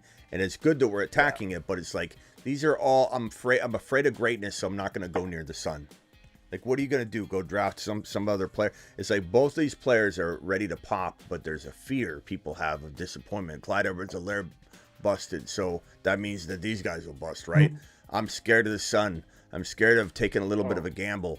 Like, I'm scared of Swift failing and them not using him, and they drafted Gibbs 12. But what about Bijan? He's getting more money. What about Gibbs? He's got the number 12 draft capital.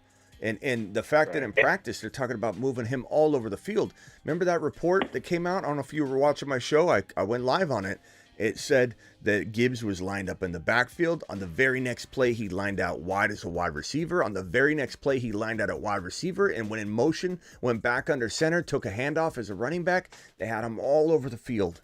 And him and Monty will be on the field at the same time. Monty is 0% concern for me. Will Monty get rushing touchdowns? Of course he will. Are those being taken from Gibbs? No, because Gibbs is only going to be at most a 40 or 50% running back. He'll be a wide receiver the rest of the time. He'll be moving around all over the field. So Monty, whoever's back there is going to take on a bunch of rushing. Like, it wouldn't shock me if Monty ran for like 900 yards and 7 touchdowns, and that wouldn't have any relation whatsoever to Gibbs's numbers.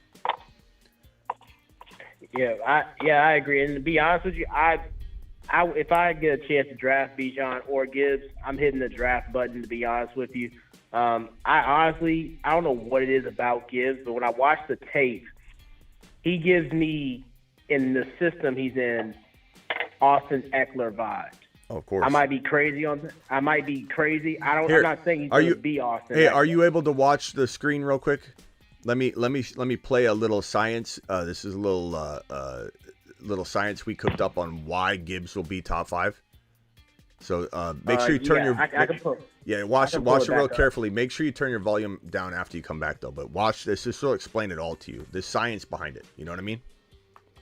Okay. But the continuum of the gigawatt component structure of Jahmyr Gibbs's workload divide has a megawatt offload that if you compartmentalize the component conjunction timekeeper and you flux capacitor out the continuum component megabolt, things just end up happening. And that's why Jahmyr Gibbs is a top 5 to 10 running back instead of top 6 to 10. This man, Jahmyr Gibbs, he looks better than Kamara looked coming out of college, more prepared to become Kamara. Schmitty, did you just say Gibbs was more prepared to become Kamara than Alvin Kamara was prepared to become Kamara?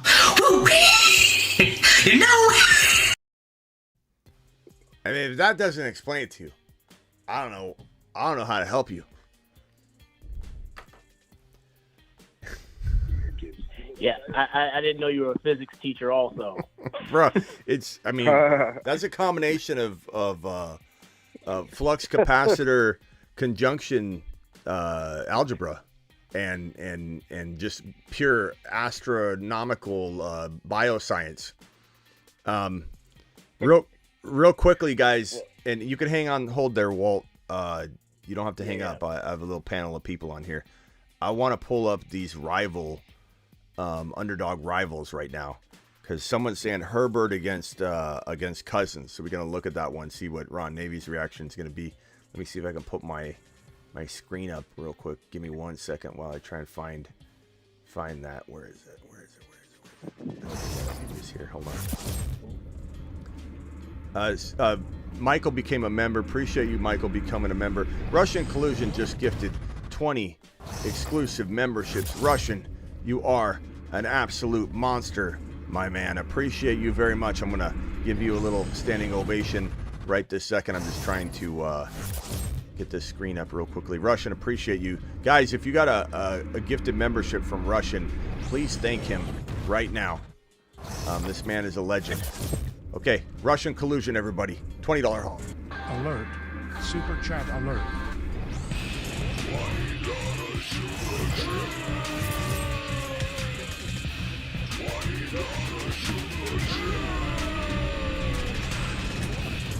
Alert. Super. Okay, thank you, Russian. Hey, ready? Russian, appreciate you. What's up, Rockout? Check your DM. Okay, hang tight, Rockout. I'll get to that 1 second. Kyle Pitts versus Brandon Ayuk. This is on the Rivals. Guys, this is on Underdog Fantasy promo code Smitty. Underdog Fantasy promo code Smitty. Here's the link. The link is pinned in the live chat. The link is in the description of every video. If you later on watch, this is live, by the way. If later on you watch this back and you want to know how to get in on this, you just click that link that's pinned in the live chat, and you can do these rivals. First of all, you don't have to do rivals. There's higher lows on these players, like 11 rushing touchdowns, 23.5 passing touchdowns for Jalen Hurts. He's going to smash that. Joe Burrow, 33.5. He's going to smash that. And then you get into these other predictions that are just unbelievably easy to me, in my opinion. Trevor Lawrence, 26.5 passing touchdowns. What a home run. What an easy prediction.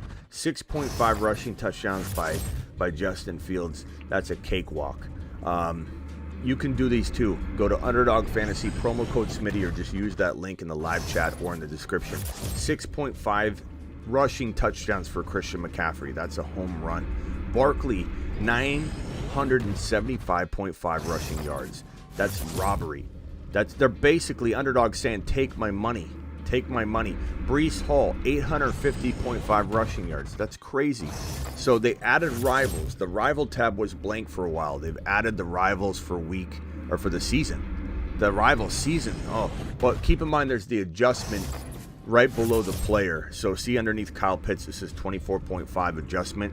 You gotta factor that in. So if we go Kyle Pitts versus Brandon Ayuk, it's essentially saying receiving yards. This is for week 1, right? This is for week 1. Okay, this isn't for the season. I thought this was for the season. Is it for the season? Should be the season.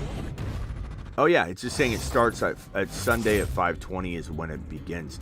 This is for the season, right? Or is this week 1? Yeah. No, this is for the season. Perfect. Okay, wonderful. So it's saying that Kyle Pitts adjustment 24.5 yards. That means he gets 24.5 yards, right? So it's essentially saying that Brandon Ayuk will have 24.5 more receiving yards. Am I reading that correctly, Ron? I think I am. Yeah. So Kirk Cousins is saying 35.5 adjusted yards. Herbert will throw for 35.5 more yards than Kirk Cousins on the season. That's what that's saying there. That's in, or is this week? It seems like it's week 1 though, because that's a small amount of yards, 35 yards. It feels like look at this, rushing touchdowns 0.5 adjustment. Minnesota don't play Chargers in week 1. Yeah, so that's got to be for the season. It's just telling you the start date of the ticket is on Sunday, and then it locks in. Okay. Ritter versus Anthony Richardson, passing touchdowns. That one's interesting. Anthony Richardson gets they're saying that Anthony Richardson throws for 0.5 touchdowns more. Cousins versus Herbert. Joe Burrow versus T. Law, rushing touchdowns. That's hard. That's a hard one to bank on because I think Joe Burrow gets better at running. Passing touchdowns, I don't think I'd touch this Josh Allen versus Joe Burrow. They could easily. Let's keep going until we see like an easy smash. Dak Prescott, passing yards. They're gonna throw a lot less in Dallas. I'm feeling like Trevor Lawrence is gonna cream them. Joe Burrow and Trevor Lawrence, huh? Passing yards, I think Hurts crushes. Maybe he doesn't crush him, but I think he outdoes Lawrence. I kind of feel like you already have high or low for Trevor Lawrence in your entry slip. Well, I got to take these out. Okay. Yeah. So let me go. So Trevor Lawrence plus 50 passing yards. So I get 50 yards, and I'm banking that he throws more than Dak. I like that. I think Dak's throwing less yards this year. Jordan Love versus Kenny Pickett, Ron. Jordan Love versus Kenny Pickett. I'm getting 35 adjusted yards. Aaron Rodgers versus Goff. Eckler versus Henry. Nick Chubb versus Jacobs. I think that's a smash on rushing touchdowns. Jacobs isn't going to sniff the end zone. Give me that one all day long. Monty versus McCaffrey, rushing touchdowns. I guess that is tough because he's walking. I mean, Monty could get 6-7 touchdowns. I mean, McCaffrey getting 7 or 8 rushing and 5 or 6 receiving is definitely possible. What's that Najee one? What? What's that Najee one? Ramondre Najee, rushing touchdowns. I don't know that I'd touch that one. They could both go off or whatever. Tony Pollard, Barkley, rushing touchdowns. I don't know if I want to touch that one either. I think Barkley probably outdoes him on the ground rushing touchdown-wise. I think Pollard could have potentially the same or more total touchdowns. Breece Hall, Pacheco, I'm not going near that for rushing touchdowns. Rushing touchdowns for Joe Mixon, Kenneth Walker. Give me Kenneth Walker. Mixon's going to get 0.5, an adjusted 0.5. Casey says, Dak, not true, Smitty. Welcome, Cowboy fan. Casey. Appreciate you being here. Bijan versus JT, rushing touchdowns. Give me Bijan. There's no adjustment either. It's straight up. Rushing yards, Tony Pollard, Jacobs. Pollard's such a dynamic player. I'm not going to go near the rushing yards on that one. JT versus Chubb, I'm not going near that one. Rushing yards, Akers versus Eckler. Because Eckler is an injury risk and Akers is an injury risk, I'm not going near that one. Rushing yards, give me Bijan over Jacobs all day, which means I got to take away the other one potentially. What was the other one? Bijan versus Taylor. I'm going to take that one away, and I'm going to go back to this Bijan versus Jacobs in rushing yards. You already have Jacobs. Oh, man. Chubb versus Jacobs, rushing touchdowns. Let's take that one away, and let's go after Jacobs. Let's see, where is it? Where did it go? Where did it go? They move around when you exit. It's weird.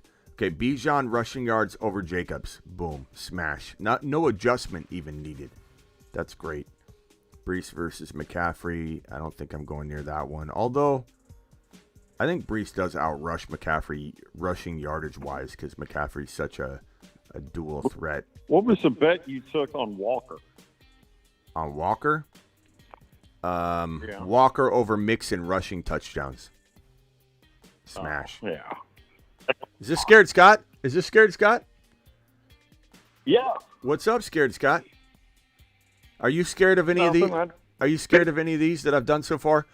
Trevor Lawrence over Dak Prescott passing yards on the year, and Trevor Lawrence even gets 50 extra yards. It's not a lot of yards, but Yeah, no, not scared. That's okay. Okay. Walker Mixon didn't scare you. What about Bijan over Jacobs rushing yards? Give me Bijan all day, Scared Scott. What say you? I'm with you on that one. Okay, I can't seem to throw Scott off yet. Swift or Damian Harris? Ooh, rushing yards. Swift or Damian Harris? Come. Whoa. Did an intern accidentally spill some coffee on the Drake London column on the Excel sheet? What is this? Receiving touchdowns, Michael Gallup versus Drake London? What just happened here? No adjustment either? Is this not the best one we've seen? Take a screenshot of that. What are we doing here, people? Yeah. Is this not the easy? I don't even understand why that's a bet. On the side of London, correct? Scared Scott? Sure. Okay, thank God. Yeah. Ron, did you see this? It's going to get 27%.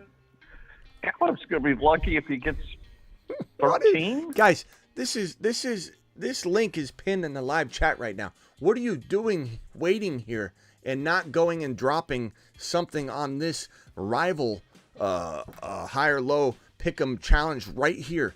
Drake London, no adjustment at all, has to score more receiving touchdowns than Michael Gallup, and you win that. That's unreal. That is the worst one I've seen yet. That is amazing. Pickens versus Addison. Okay, no. Kadarius Toney versus T. Higgins. Wow, that's some respect for Kadarius Toney to put him up against T. Higgins in receiving touchdowns. The crazy part is, as much as I want to say Higgins is the much safer play, and he is, I don't think I would still go near it because Kadarius Toney does have so much upside. Yeah. Hey, if I can just give my input on that one, I wouldn't be shocked if Toney puts together some healthy games with his ability.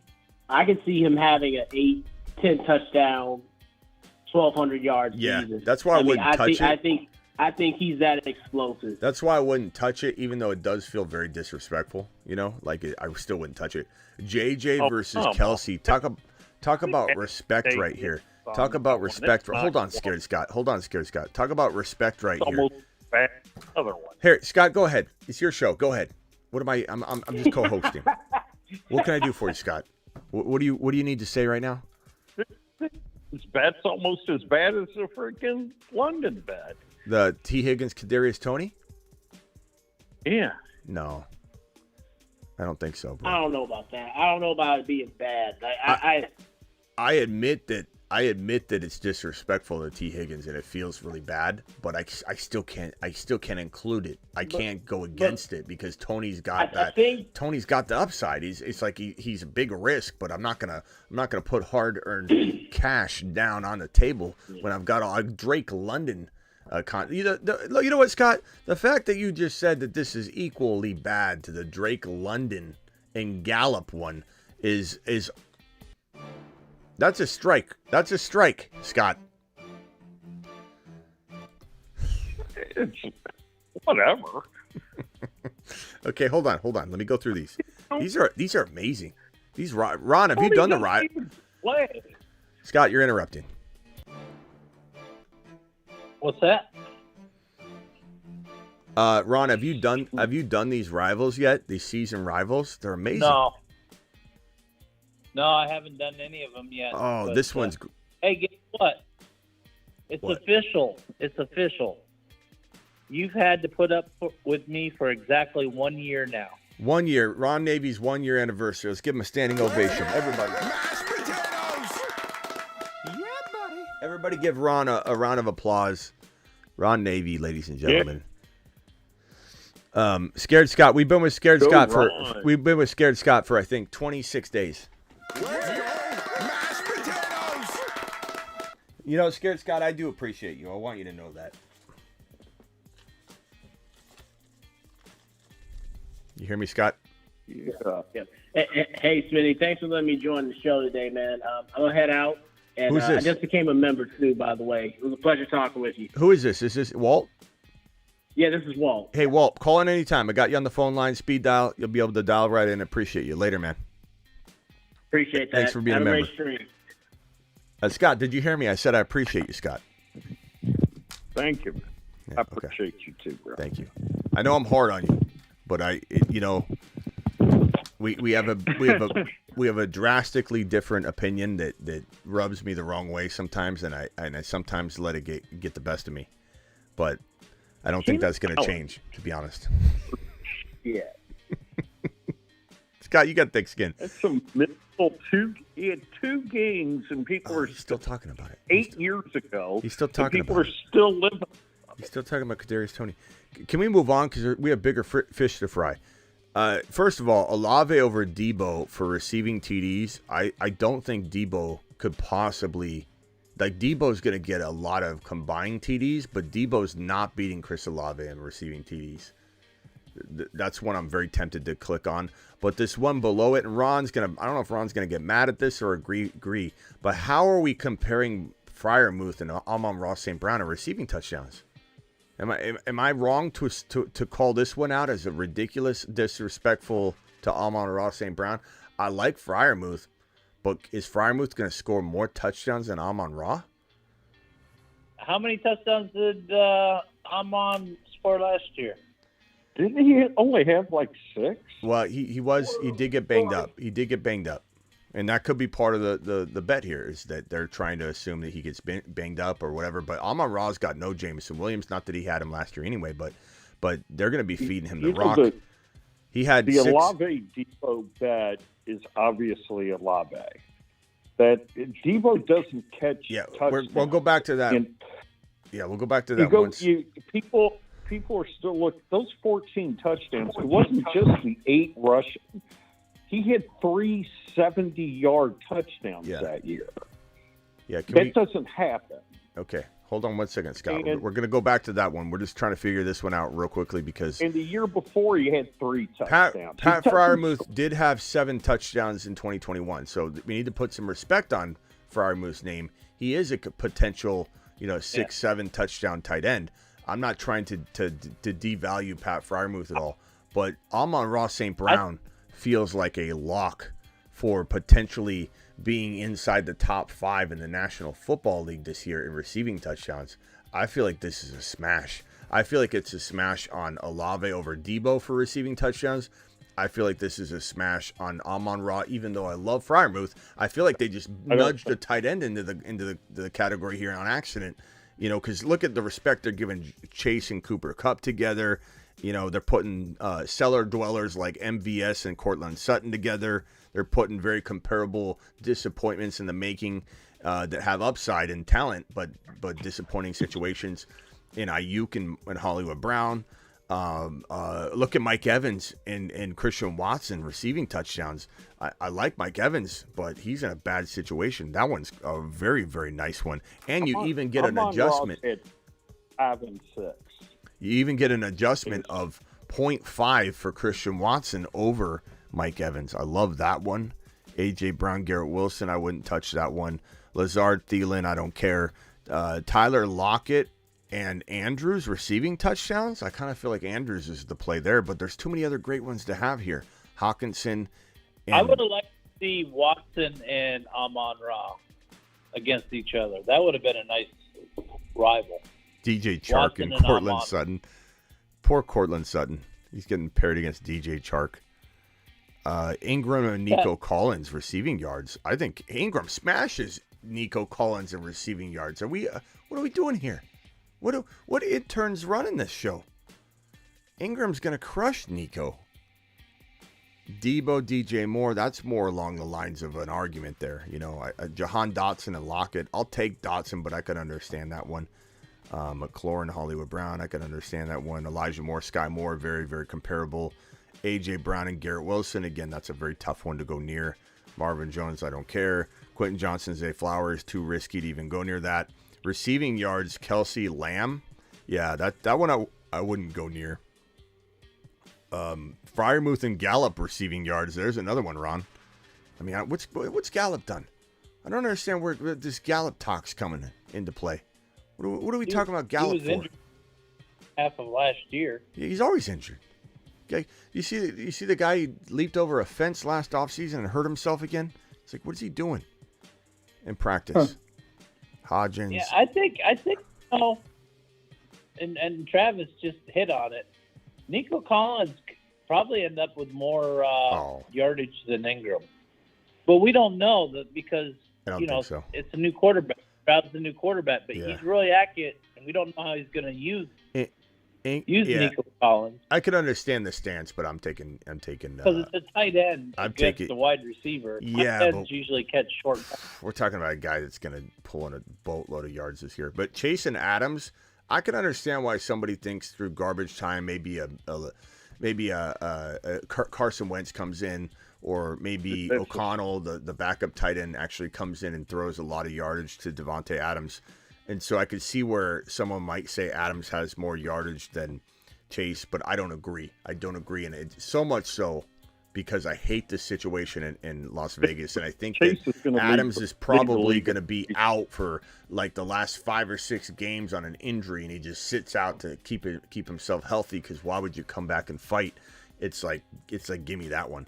So hold on, let me see if I need to take any of these off here because I have to go back to these other ones. So which one is a must hold? I got to hold London over Gallup.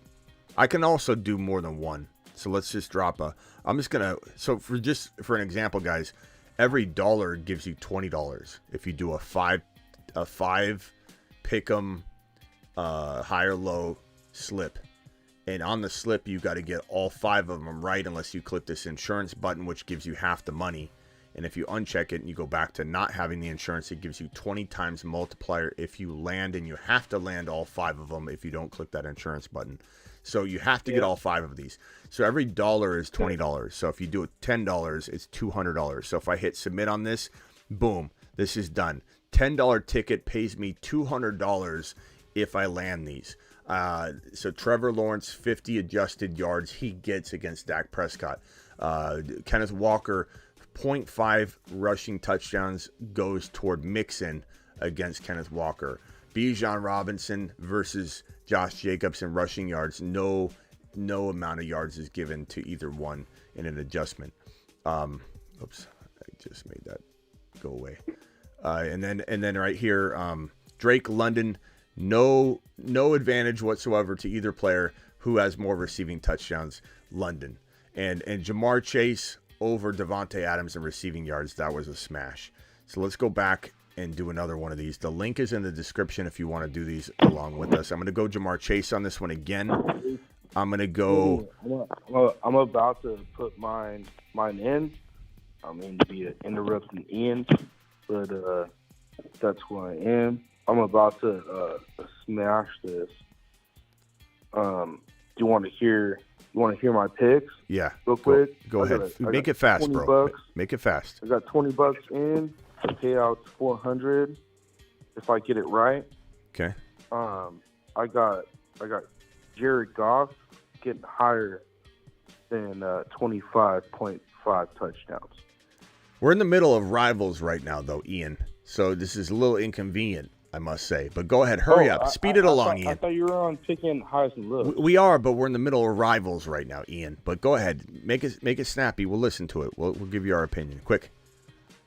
All right. My bad, bro. Ian, you interrupt me all the time. I'm just joking with you. Go ahead. I'm sorry. All right. He's So taking it so hard. I got Jared Goff going over 25 touchdowns. I think that's a smash. Yeah. Dude. I mean, yeah. All right. So Kirk Cousins less than 43, 50, 100 yards. Okay. Ron will love that. It's not one I would. Yeah. It's not one. It's not one I would do. It's not one I would do. Not because he can't, but just that's a. He said less. Less. I think Cousins less. did his peak I got last you. year. But see, so hey, I'll even just say me. I don't know that I do that one on either side because I could see him doing both. But go ahead. All right.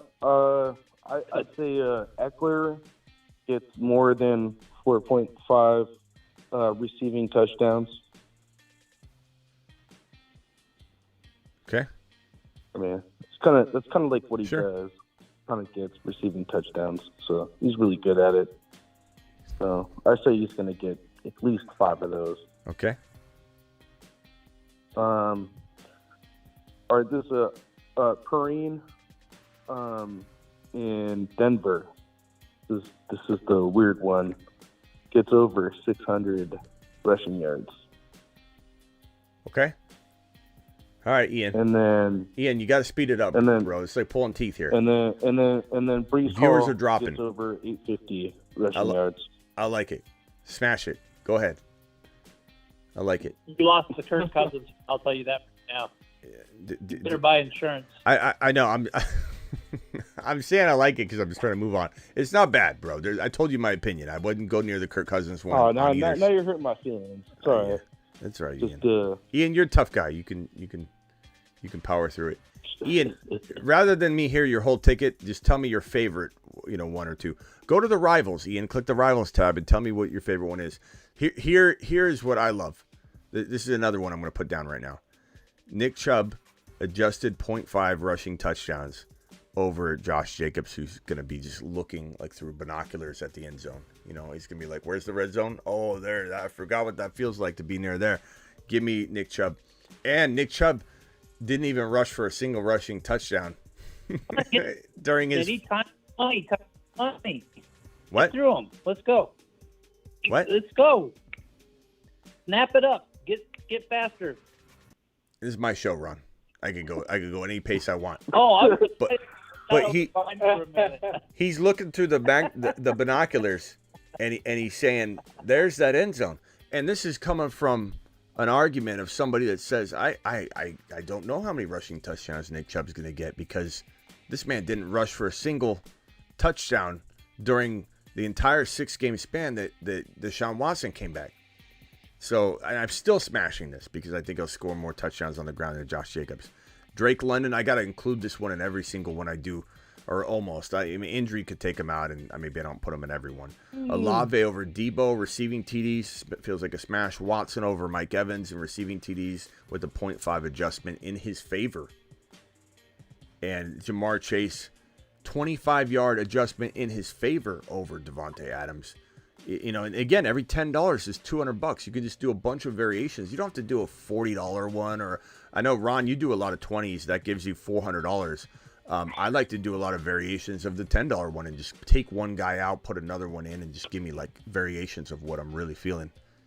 And so like this one feels like a smash. I'll go ahead and drop this one. $10 gets you $200. Boom. Boom. There's another one. Where? These are awesome. So interrupting Ian, tell me, I'm trying to make him feel better. I didn't mean to be so hard on you. You and Scott, I don't know. But Ian, what is your favorite rival so far? What do I have to do with Ian? Well, I mean, like, I have to look at it, but I see, like, a couple interesting ones. Like, not really favorite, but I saw, like, Brees Hall versus, like, I think it was, like, Bijan. And I was like, that's pretty interesting that they're versing that. Or Brees Hall versus Christian McCaffrey. I thought that was interesting, but like I'm not saying that it's like my favorite like one to pick, but like I just find it interesting. Yeah. What about This Walker rushing touchdowns versus Joe Mixon. I just don't know how Joe Mixon. I mean, he's pretty much like.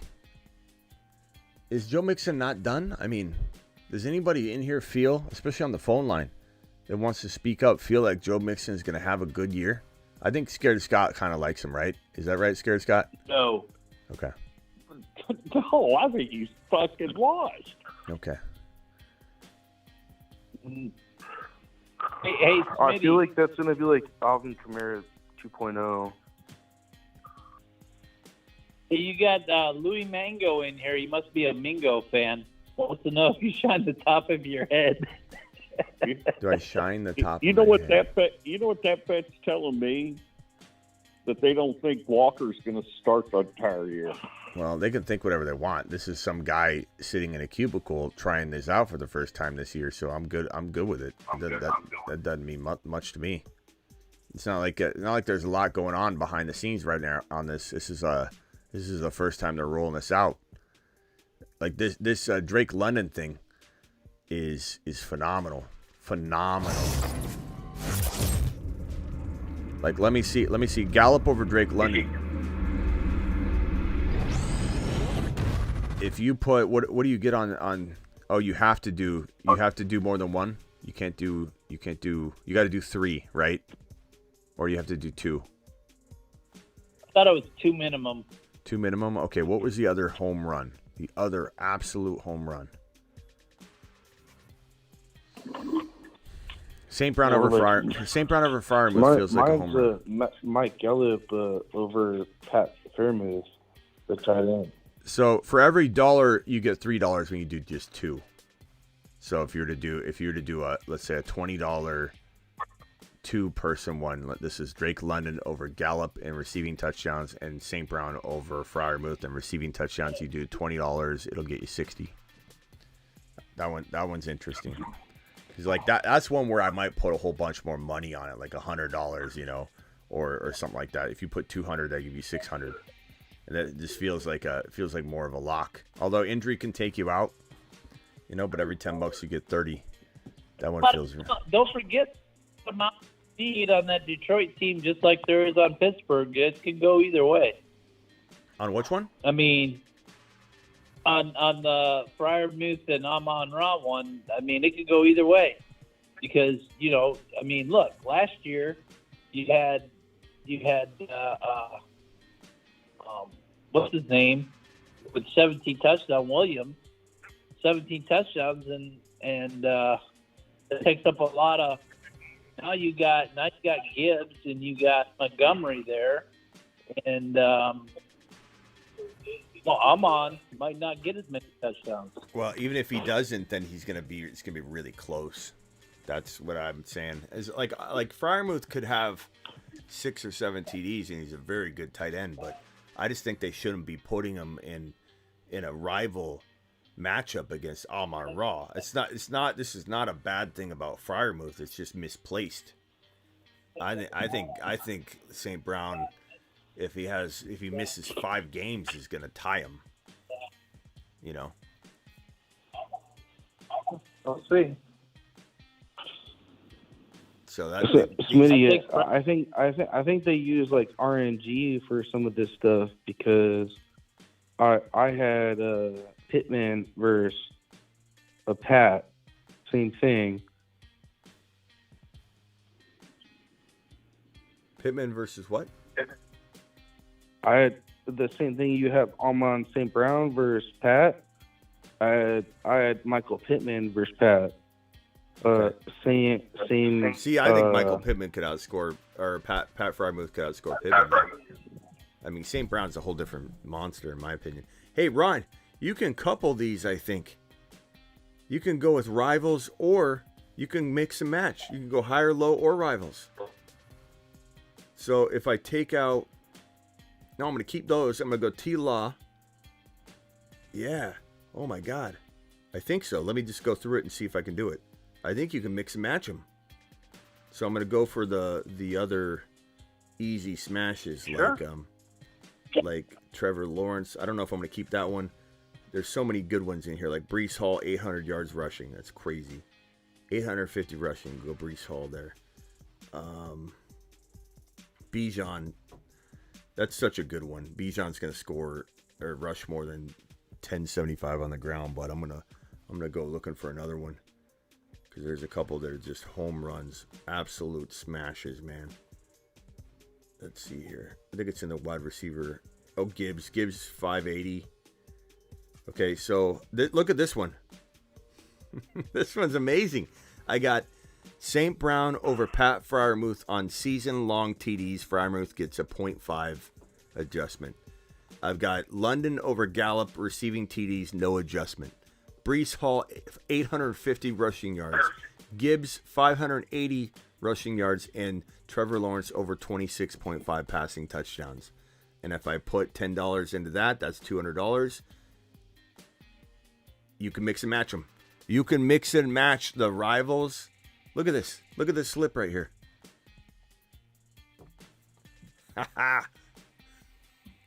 I love it. I love it. You guys can do it too. Link is pinned in the live chat. Link is in the description of every video. Go do it live.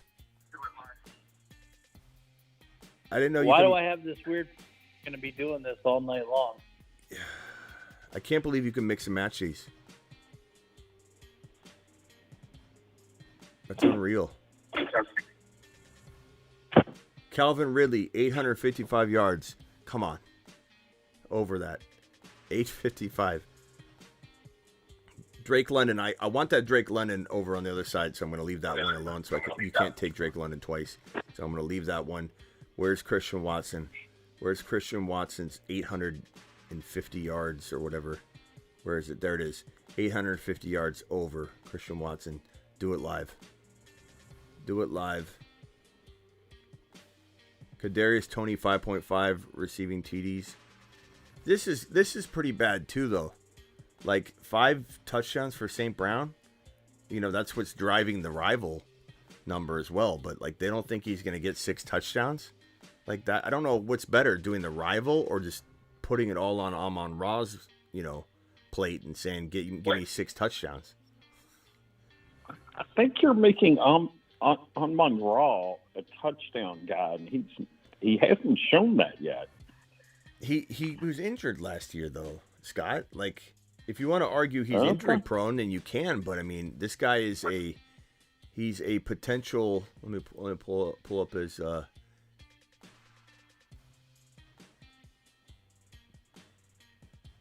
mean, he played 16 games. Where are you? Yeah, but he was banged up. When did he get banged up? What week was that? Week 6? It was week 4. Week 5. When was our bye week? Week 6. So it was week 3. Yeah, it was week 3 or week 4 he got banged up. Missed week 4, came back hampered week 5, came back hampered after the bye week 7. Was still kind of hampered in week 8. Yeah, I mean, you could essentially say he was kind of he was not even like near full strength for 5 or 6 weeks, bro. I get it, he played 16 games, but he didn't really play 16 games. He didn't. If you were watching, you knew that he was not. He played 17 games his first year and only had 5 touchdowns. Yeah, but he didn't break out till the very end, Ron. He had a better year last year in yardage and touchdowns. Yeah, but he didn't break out to the end. Only had 5. He didn't break out to the end. I mean, that was his breakout year. They didn't use him the same until the end of the season. He broke out, had an amazing finish. I believe his last 4 or 5 games were top 3 in the NFL across the board. If we look at Amon-Ra's touchdowns, I wish I could look at his game log right now without having to dig for it. But his touchdown production, I think, in the final during his rookie or during his first season everything was like in the end of the year. But last year he was hampered for 1, 2, 3, 4, probably 5 games before, and I don't even know that he really fully ever bounced back. I just don't think he's the type of guy that goes out there and gets 12 touchdowns in a year. Well, but we don't need him to get 12. We need him to get 6. That's the point. I think he's a kind of guy. I don't know. I disagree. I think Amon-Ra's story is still to be told. He was injured like for half a season last year. I think he's easily gonna get 6 touchdowns. I'm gonna hit smash on this. Higher. Whoops. Higher. And then but actually, I still like the over Gallup more. I'm just gonna keep that one because Gallup's an easier defeat. He could have 6 touchdowns and Gallup's gonna get you 2 anyway. So let's go that route. And then go to RBs. This ticket. He didn't have any touchdowns in his last 5 games last year. I know, he was, like I said, he was banged up. Well, he didn't have any touchdowns. He had 3 touchdowns in his first 2 games, 1 and 2. Then he had 1, 2, 3, 4, 5, 6, 7 games with no touchdowns. And then in week 12 and 13, 12 he had 1 touchdown. Week 13 he had 2. Yeah, but and then the rest is.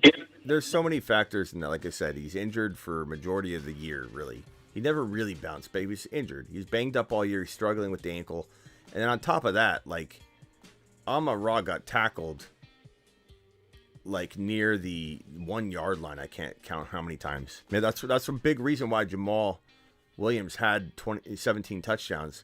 Is because like Amon-Ra would get tackled at the 1.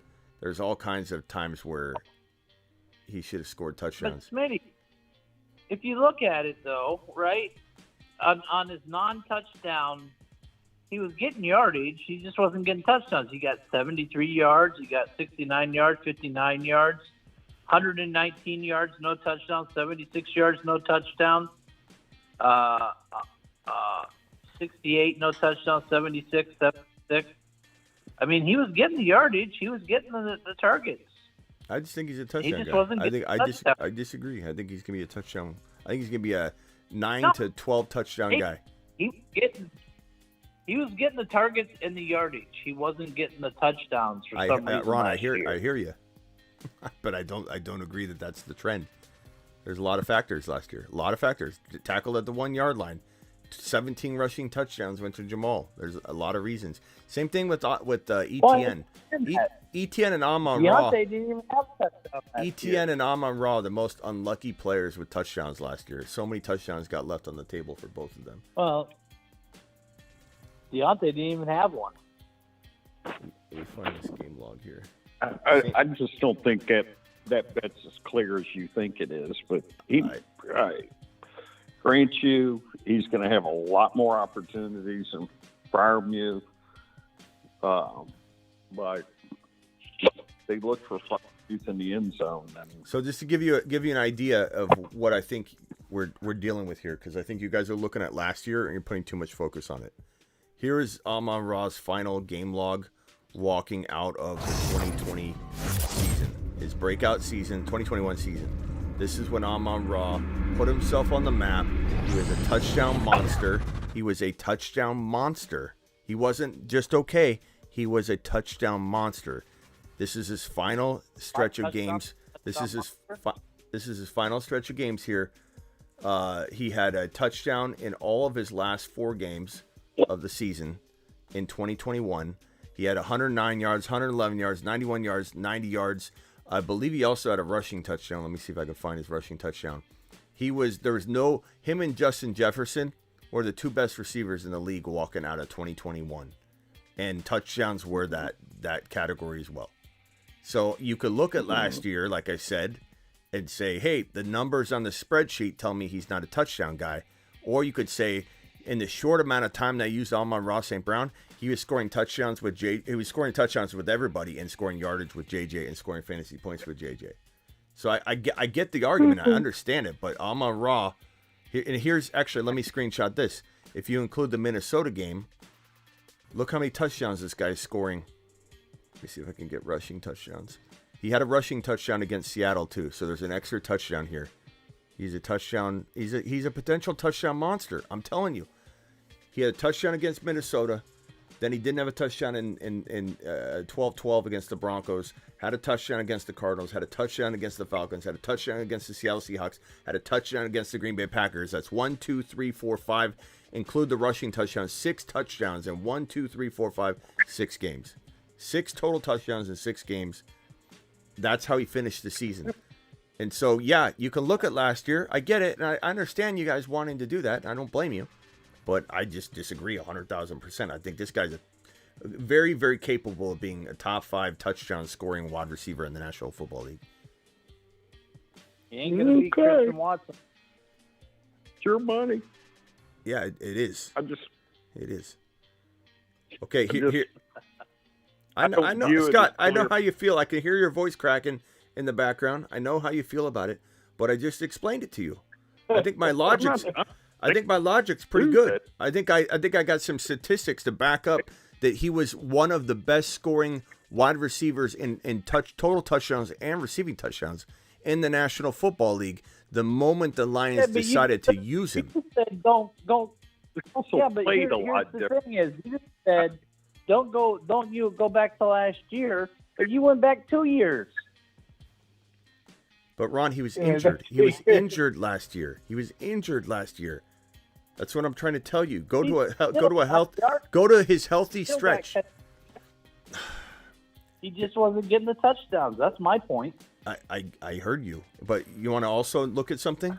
Here's Amon-Ra St. Brown. I feel like you guys. I feel like this is easy to look at.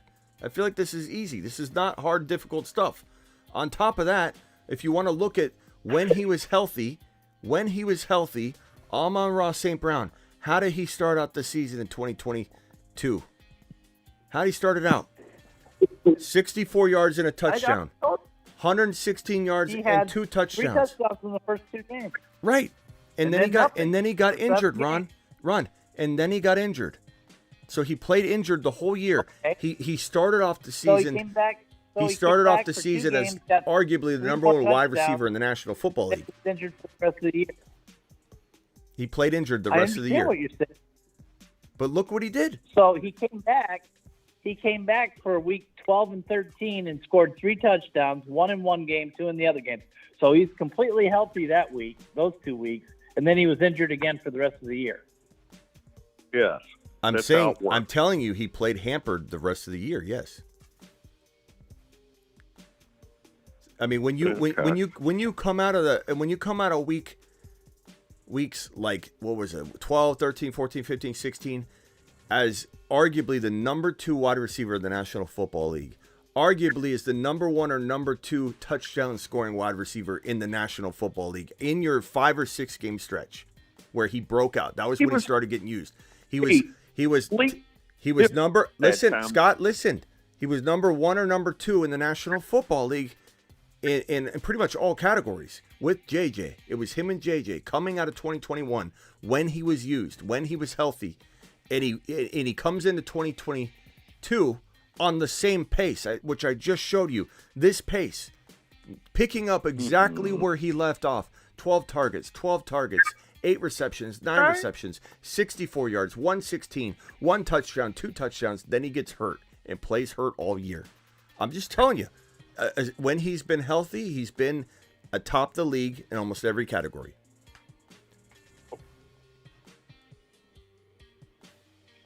That's all I'm saying. I appreciate the take, but I mean, I'm just trying to give you a reason as to why I'm arguing this. Hold on, this is great right here. Breece Hall over 850. Let me screenshot this because this is unbelievable. Breece Hall over 850 rushing yards. Saquon Barkley over 975 rushing yards. Christian Watson over 850.5 receiving yards. Calvin Ridley over 855.5 receiving yards. And Drake London beating Gallup straight up in receiving touchdowns. That's crazy, man. And this would be $20 on this would pay $400. Why are you so convinced Breece Hall comes back healthy? Why are you scared about it, Scott? You answer that one first. And then you what? it rarely happens that somebody comes back and has any kind of good year. Well, give me an example After of someone that didn't. J.K. Dobbins? Just about, but Adrian Peterson. Okay, but he was You give me some- he was ready. He was ready. He was healthy. He was ahead of schedule. Okay. Now give me the example of somebody that failed. Barkley, J.K. Dobbins. Those guys were not ready for week 1. They were so behind in terms of their readiness and preparedness. Breece Hall's way ahead of schedule. It's not just about tearing your ACL. It's about how ready are you to go out and cut for the first time. J.K. was rushed out. It didn't work well. Barkley was rushed out onto the field. It didn't work well. Breece Hall is literally going to be so far ahead of those guys.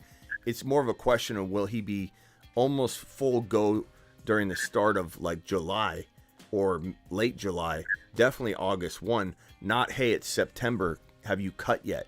Barkley hadn't even really cut yet. It's a big difference. You can't just blanket statement ACL injuries. And so why do I think he'll start out slower than normal? There's definitely that possibility because he's going to have some swelling and some things that his knee's going to have to encounter just because it isn't 100%, but he's in an offense that's much improved. He's catching footballs from Aaron Rodgers, who turned Aaron Jones into a monster. There's a whole lot going in his favor that's going to kind of wash any sort of disadvantage or a little bit lack of touches he might have out of the gate. When you say something like, how can you be so sure in Breece Hall over 850 yards, scared Scott? You're not willing to put a 10 spot on over 850 rushing yards for Breece Hall? No. I would absolutely ignore any bet considering Breece Hall. Okay. Because and I don't expect know. Still make the bet. You can still make the bet, Scott. Just pick the under. Yeah, pick the under, Scott. Pick the under and send me the ticket. Pick the under, send me the ticket, I'll put it on my door and laugh at it every day when I walk out. I didn't think, I just wouldn't consider placing any kind of bet on an unknown. Wait, do you even have the app, Scott? Do what? Do you have the Underdog app? Click the link, I mean, Scott. we know you're using that 1990 thing to that- draft off of. Yeah. You Scott only plays on platforms that have, who is it? Chad Ochocinco. Before he was even renamed Chad Ochocinco, he was Chad Johnson back then. I think Rudy Johnson was on that site, bro. You got to download the Underdog app. Click the link in the description or the live chat, Scott, and at least try it, bro. At least try it. Just deposit the minimum of $10. They'll match it up to $100 on Underdog. It's a great platform, and you could do the unders on the ones you're scared for. You'd have a good time. Dog. You what? I have Underdog. Well, Ron just asked you, and you said you didn't know. No, I didn't. I didn't say anything. Did he not? I thought he said no. Jacob Johnson. Jamal Williams had 35 rushes inside the 5-yard line. It was crazy. Thank you for the super chat. AJ, appreciate you. Said hammering Goff +1 versus Watson passing TDs all day long, says AJ. AJ, you here? Appreciate that. Drafting soon says who, that, what, that. We already drafted, pal, at the beginning of the show. Appreciate you, though, for the super chat. And they drafted Bijan over Algier. That says something. They drafted Bijan over Algier. That says something. I don't know what that was in regards to. Joe, I'm sorry if I missed some of these. I picture Scott sitting there talking to us on his Motorola flip phone. Yeah, he's on a BlackBerry. Hey, Joe. First of all, is Ian, is who that, what that, AJ, Lancaster, and Jacob all here? For some reason, these super chats came in late on me. I didn't see them. I'm sorry, Joe. He said Hurts, Burrow, Herbert, JT, Pierce, Kamara, Charbonnet, Tony, Tyreek Hill, Zay Jones. Let's see here. Likely, what do I think? Joe, appreciate your $10 hauler. Total moonshot. Joe, please tell me you're still here. Please tell me you're still here. Joe, I appreciate you. That's a really good team. Hurts, Burrow. I love the dual quarterback. Now, is this an Underdog 1 QB? This has to be. This has to be. Yeah, it has to be. There's no way you're getting Hurts and Burrow. Okay, so 1 QB, rotational scoring, love it. You got Herbert. You tried the 3 QB thing. Yeah, because you got Herbert too. 3 QB thing and a 1 QB. I like it. It's a crazy approach. This is a really good team considering. Really, really good team considering the three QB rotation that you have. To have JT, Damian Pierce, Kamara, Charbonnet, that's a very underrated running back room. Tyreek, Tony, Zay Jones. I mean, to have those 3 quarterbacks, bro. That's a really, really good job, Joe. Joe, are you still here? Hopefully Joe is still here. Thank you, Overcome. Thank you, Clinton. All you guys for the super chats. Just trying to catch up on all those. I think I got them all. Is everybody here? Lancaster's here. Lancaster, my apologies for not seeing it till now. Hopefully Joe is still here. I'm sorry. Go ahead, Scott. I didn't mean to interrupt you.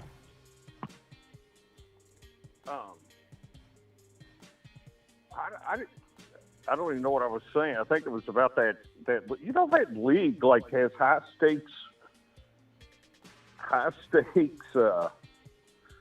redraft leagues in. The highest. You said something. I don't want to promote them on here because they're not paying customers. So refrain from saying their name, please. But you had said something that came out of your mouth that shocked me. You said one of the highest payouts in the industry. They pay out up to 83%. And I was like, what? Wait a minute. Back up. 83%? That's not the highest payout. That's not the highest payout. What do you 83%? They're just stealing your money.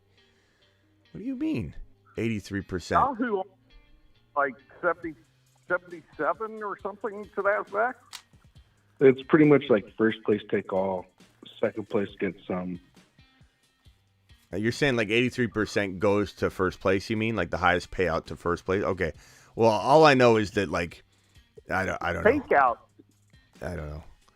I've never heard of it before, and I've been doing this since 2003 professionally. I've never heard of it in my life. In my life, I've never heard of it. The platform that you play on. Hogan says this is toward your wig, Baldy. Okay. What was so funny is like I have hair. I shave my head, and some of you get the biggest kick out of that. I don't know. Thank you, pal. I'm not going to use it on that. I'm going to use it on a $2 hauler on this Rivals and turn it into 4, then turn it into 8, then turn it into 16, and so forth. Appreciate it, though. Bro called lately have been super mid. Appreciate you, peanut butter and waivers. Is Jacob and Joe still here? Where are Jacob and Joe? I don't know if they're still here. All right, what else we got? Marsman rock out before we end up getting out of here. What are some final thoughts from you? Hit that thumb up button on your way out the door. Hey, you get to my DM? No, I didn't yet. Let me get over there, rock out 1 second. I let's see. Let me see if I can find it. I may have checked it. Okay, here it is. Like maybe 40 minutes ago.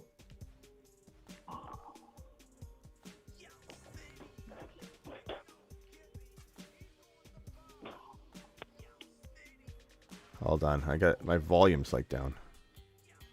Yeah, it's down. Go give me old Yo Smitty, go give me old Gibby. He's going the ball, go and answer the call. So give me some Gibby. Gibby. Yeah, it's Gibby. Thank you, Rockout. Appreciate you. Rockout's going to get signed before we know it. He's going to get raptured from the show. We'll never hear from him again, and he'll never talk to us because he's going to be rapping constantly. Appreciate you. Thank you.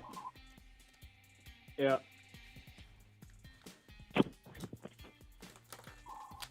All right, my final thought is 5.9. I'm out. 5 point what? 5.9. 5.9 what? Yards per carry. Oh, JK. All right. Scott, later. Finish him. Scott's exit no matter what. Okay. Rock out. Final thoughts. I think I'm good. Appreciate it. Appreciate you. Walter says, appreciate you, bro. Keep up the good work. Thank you, Walter. Appreciate your super chat, my man. Rock out. See you later, man. All right, see ya. Later. Interrupting Ian.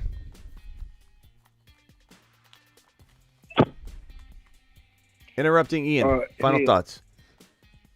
Yeah, I was wondering when you get some time, I think it'd be like cool if you went over all your Garrett Wilson drafts, and then I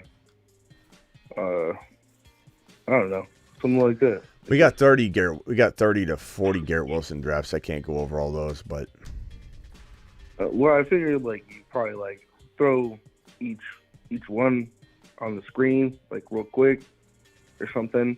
It would kind of like maybe differentiate some different draft positions and like how you took players, you know. Okay. So I'll consider that. Thinking. I'll consider that, Ian, if I need some content and I'm looking for something. Appreciate that. Next couple of videos might be ADP videos, so we'll be digging into that. Appreciate you interrupting, Ian. We'll see you later, pal. Call in anytime. All right. Later. Yeah, Ron Navy, final thoughts? Take it easy. Later, Ian. Final thoughts, Ron? Yeah, the only problem with that is when the ADP is constantly switching, so you're not going to really be able to talk about your draft you did in May and June or July because it's irrelevant because the ADPs have switched so much. Yeah, so you can't talk about. You can talk about back in May or April we got this guy at 50, and now you can't get him at 50. He's going at. I'll be doing you'll see how I do it. I'm doing a weekly ADP show, so there'll be a weekly one. So sometimes it'll be who are the steals in the top 15 right now. Yeah, there could be steals in the top 15. Who are the late round steals? Tank Dell, Charlie Jones.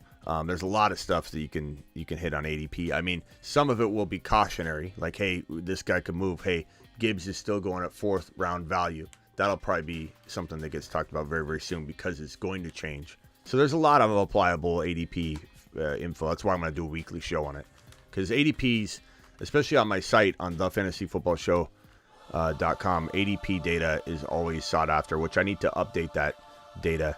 I do some averages around the industry on top of using Underdogs. But Underdogs has a heavy hand in it because it's paid data.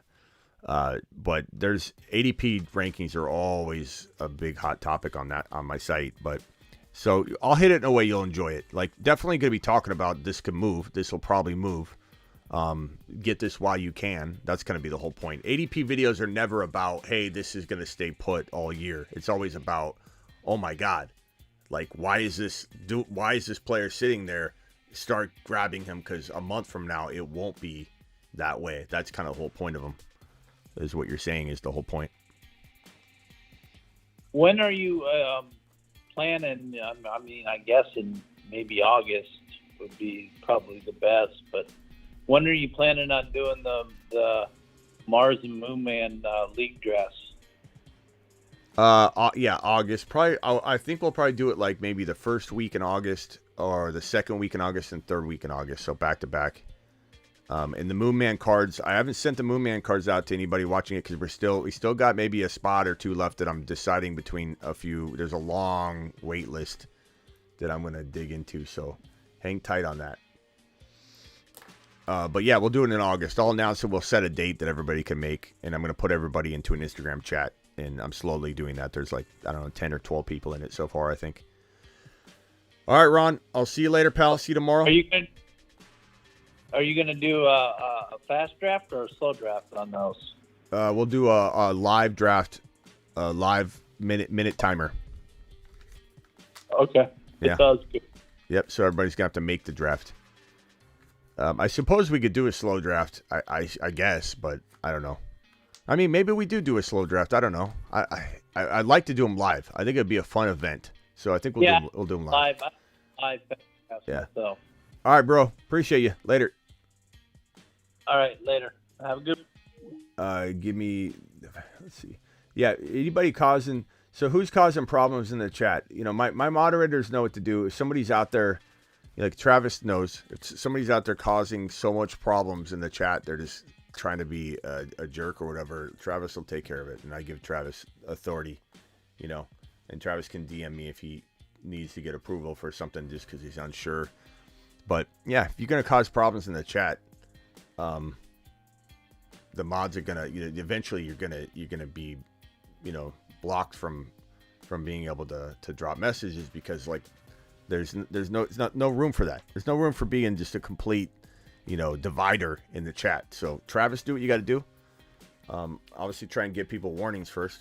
That's the way I operate. I want to give people a chance to correct their behavior. But if you're going to come in here and start trying to, divide everybody and continuously like harp on something negative and just be a negative person and go at every single other person and say, oh, well, what am I saying? All I'm saying is a prediction, but you're doing it in this distasteful way. You're gonna end up getting booted out. So that's it. Anyway, Hogan, let's read some of Hogan's messages. You're saying Hogan's been doing this. Let's see what Hogan's been saying. Hogan says, "Sup, Baldy," which is just hilarious because I don't really know. I don't know if you've seen my head, bro. I have hair. So it doesn't offend me. You're not pushing my buttons. Let's see here. What's he saying here? Peanut butter, you gonna be bald like Smitty after I? Yeah, bro, you're being a jerk in here to everybody. Yeah, dude, deuces. You're gonna be like that. You're gonna get bumped. You're gonna get booted. Like, what's your problem? Like, why are you going at peanut butter and waivers? I don't care if you go at me. I'm fine, bro. Your mama right next to me, says Hogan. Hogan, you're gone. Who else is being like that? Let's kick him out. You're gonna be a jerk to people in the chat. And Hubson, are you someone saying that's you? I don't know. I'll let Travis deal with that. Travis and Blackbeard can sort that out. I don't know that I saw somebody say something about Hudson, but Hudson, I don't know. Well, hopefully you haven't been a bad boy as well. I'll see you all tomorrow. Peace out. Laters.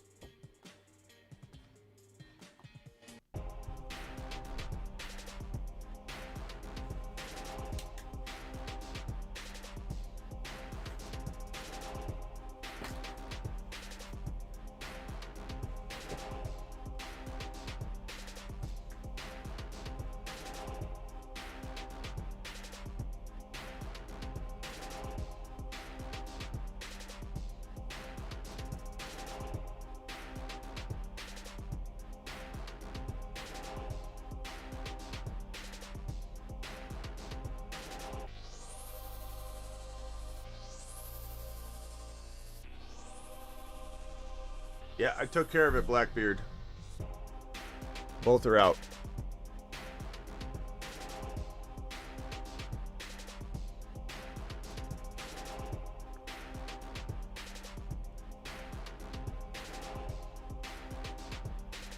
We got both of them out, Blackbeard. I hit the button. You're gonna be a jerk in here. You're gonna get the boot. You're gonna be a jerk. You're gonna get the boot. Plain and simple.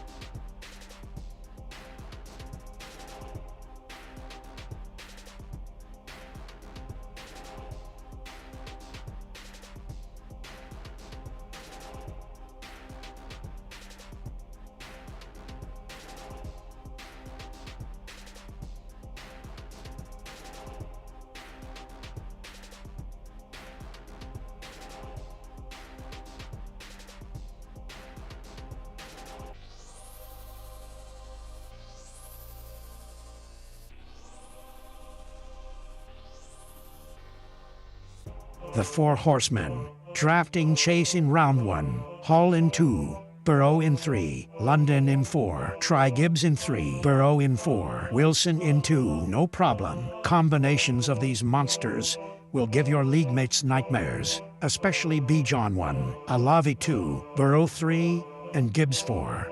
Don't lie. You just made an oopsie in your pants, didn't you? Ride for horses at the same time, the 4 horsemen.